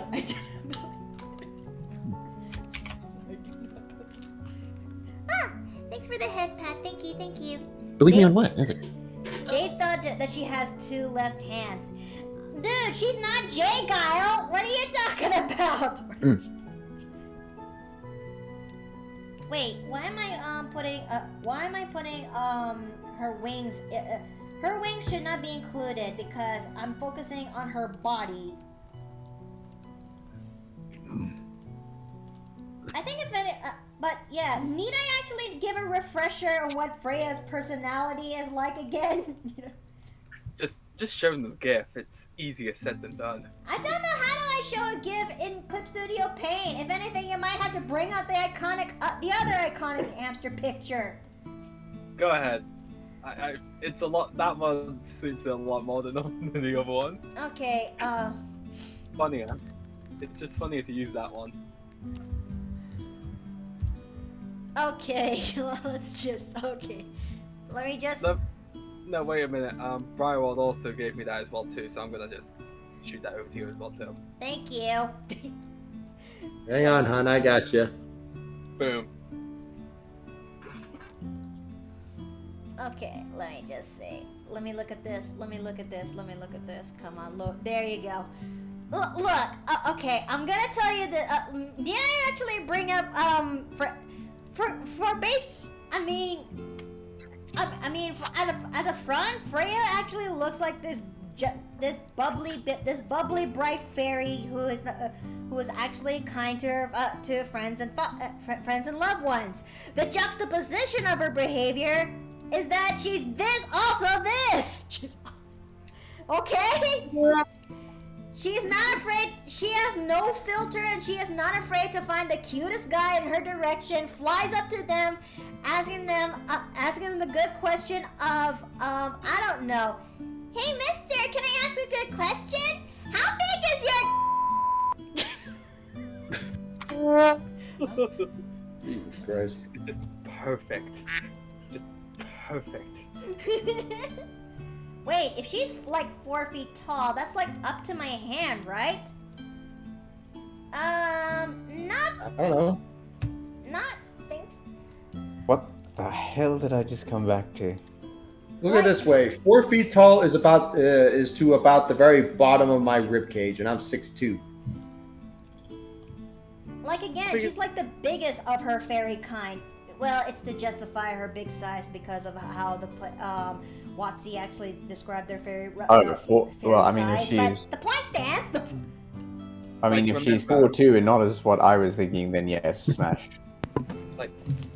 We Yeah. knew that.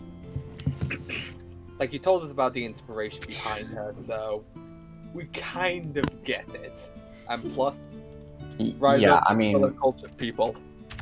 so with that realization of the relative size, I would most definitely.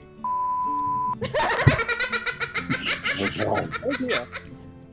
Same here. I would also like to.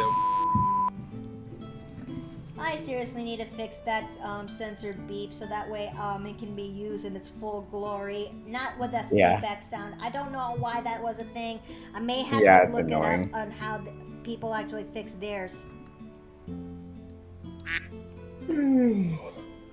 Oh, I'm gonna have to share this. It's like, since it's on topic. It's like, What are you gonna be sharing? What you sharing? Oh, yep. It's nice. I put it in not safe for work just in case. It's like, Oh. Nice.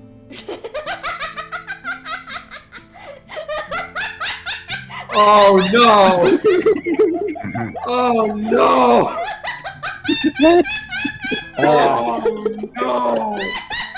Oh, this poor soul!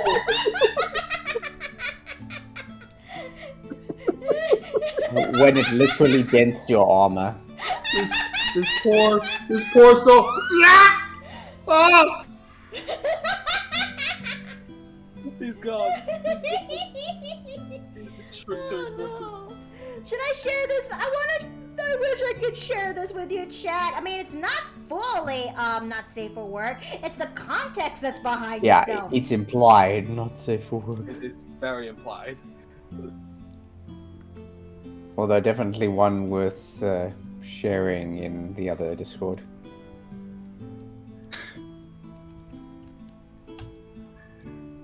I mean, at worst, there's bare ass. It's like, so that's about it. You just gotta squint. Like it's you gotta okay. What? I will actually explain this. There's this fairy talking to this knight who was just sitting by the tree, and she said, "Hey there, stud. Have you ever blown a fairy? And would you like to?" And he says, "I don't think you've thought this through." Not with your normal size, silly. Fairies can't have size-changing magic. I can make you fairy size, so we can have a bit of fun." Oh, well, in that case, sure. That sounds great. Yay! Now, okay, hold still for a second. She zaps her magic towards the knight, but aiming straight towards his dick.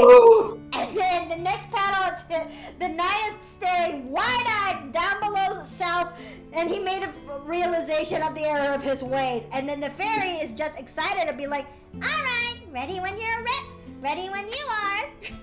Oh God. It was clearly more than he bargained for. I mean, I really wish I could show this to you. Maybe I should have actually opened up a Fansly so I could actually do not safe for work art. But then again, that's Picarto's job. You could put it on your Twitter. My son, he's meowing at the door. He's saying in his own language, "Mother, I want sustenance." Yep. I think it might be Oh. time to cut it here. Okay, let me at least shade her hair, alright? Yeah. Yeah, of course. That's the least I could actually do. I mean, we've been talking Yeah, okay. about fairies and bunch all that junk, and yeah, okay. Let me at least shade up to her hair, and then that's where we're gonna end things in here. I did have a lot of fun Now- though. It's been quite fun. Like, I actually need to bail early. I have a stream to set up for. Yeah, I've only been. Now, I would like to point out that as a little side tangent. Sorry. As a small size tangent. Yes, that Pathfinder also has fairies of their own that you can play as. It's under the general label of sprite. They are tiny size, though pixies get to be small size because they're bigger. They don't get fly right away. Mostly because they're entities of the first world, which has a lot more looser, physics. So them coming into the material plane has them fight, against that sort of thing. So they have to eventually grow into having flight. So, what level do you think they'll start flying?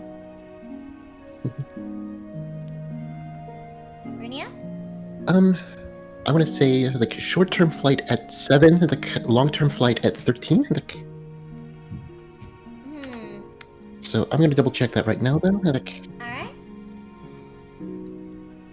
Okay, let's look at her hair real quick. Oh my gosh, she really does look cute. She is very quite cute. adorable. And she's like 4 foot, if not like 3'11". I don't know. What are your thoughts? I could literally pick her up like a child, just go, you are smart. Okay, so it's Oh, she's getting picked up enough by at level 1, you basically do get a limited form of flight that basically allows you to as if it's a fly within the same range as you're a medium creature, so you can reach things as well as a medium creature can. But this is just a brief spurt of flight. Oh, so you can't continue after that, fly. at level 9. Yeah, at best, it's kind of like a weird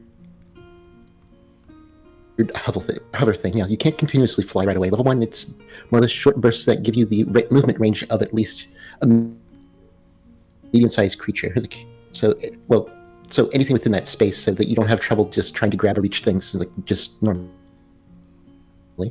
Then at level 9, you can get the ability to have a fly speed of 30 for 1 minute, and this eventually leads into a ability at level 17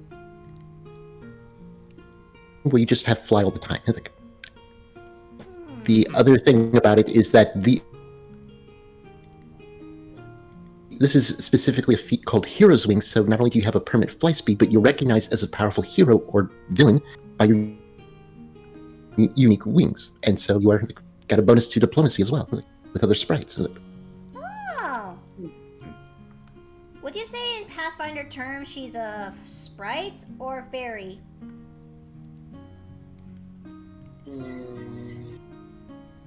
Well, I'd say that she works very well as a sprite.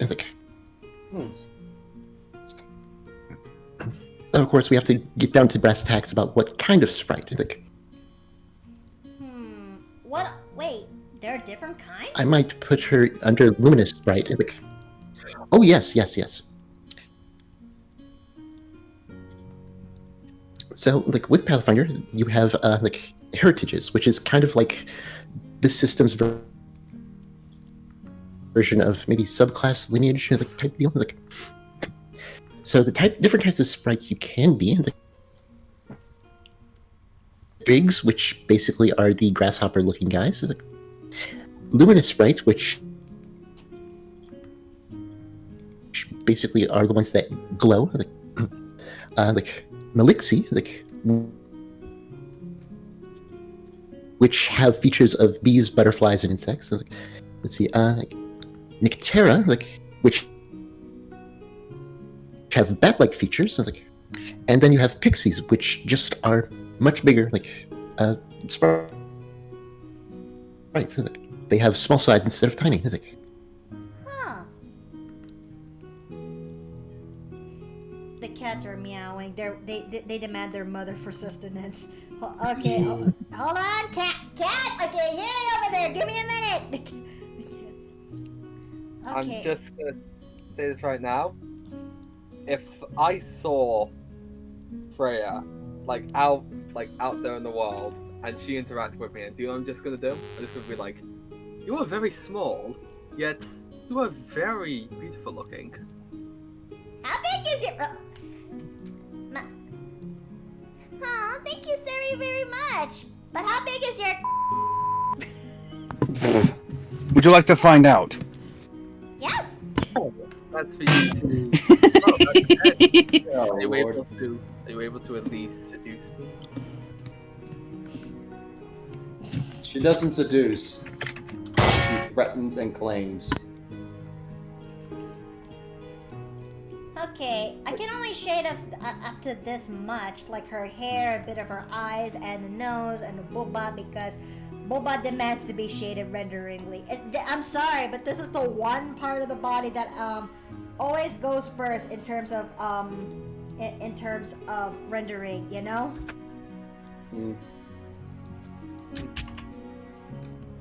Okay, but this is where I'm gonna go and call it here for now, guys. I truly appreciate that you guys came all this way today and actually watching me stream, but okay, what time is it right now? It's 6:40.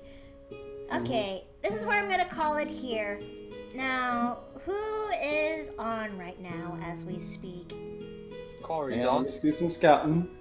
So far, we've got Zutri and Cream and Sugar on my end. Corey's on. Also, Corey. Corey's on, and Illuzencia's also on too.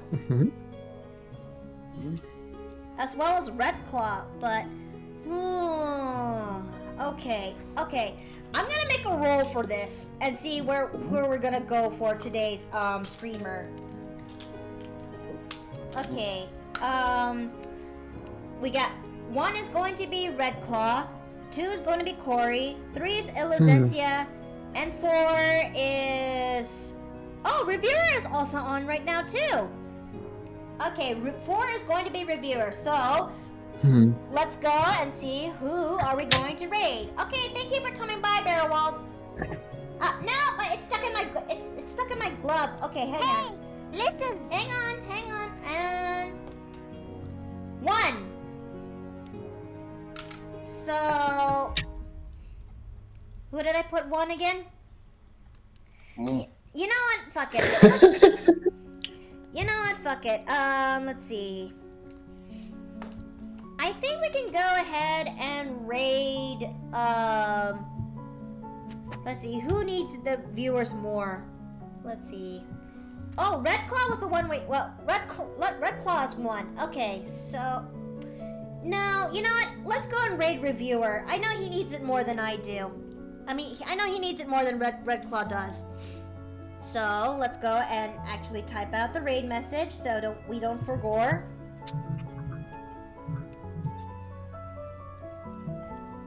Okay. And copying this message oh my God, right now. honey. Yeah? Do you remember the YouTuber named Omni Voice? The one who did Loki. It's been a Like while. the super posh Loki. I found him on Twitch. Oh! Alright. There's the raid message. And now I'm gonna go and type out raid. We'll take a look at that later, okay, honey?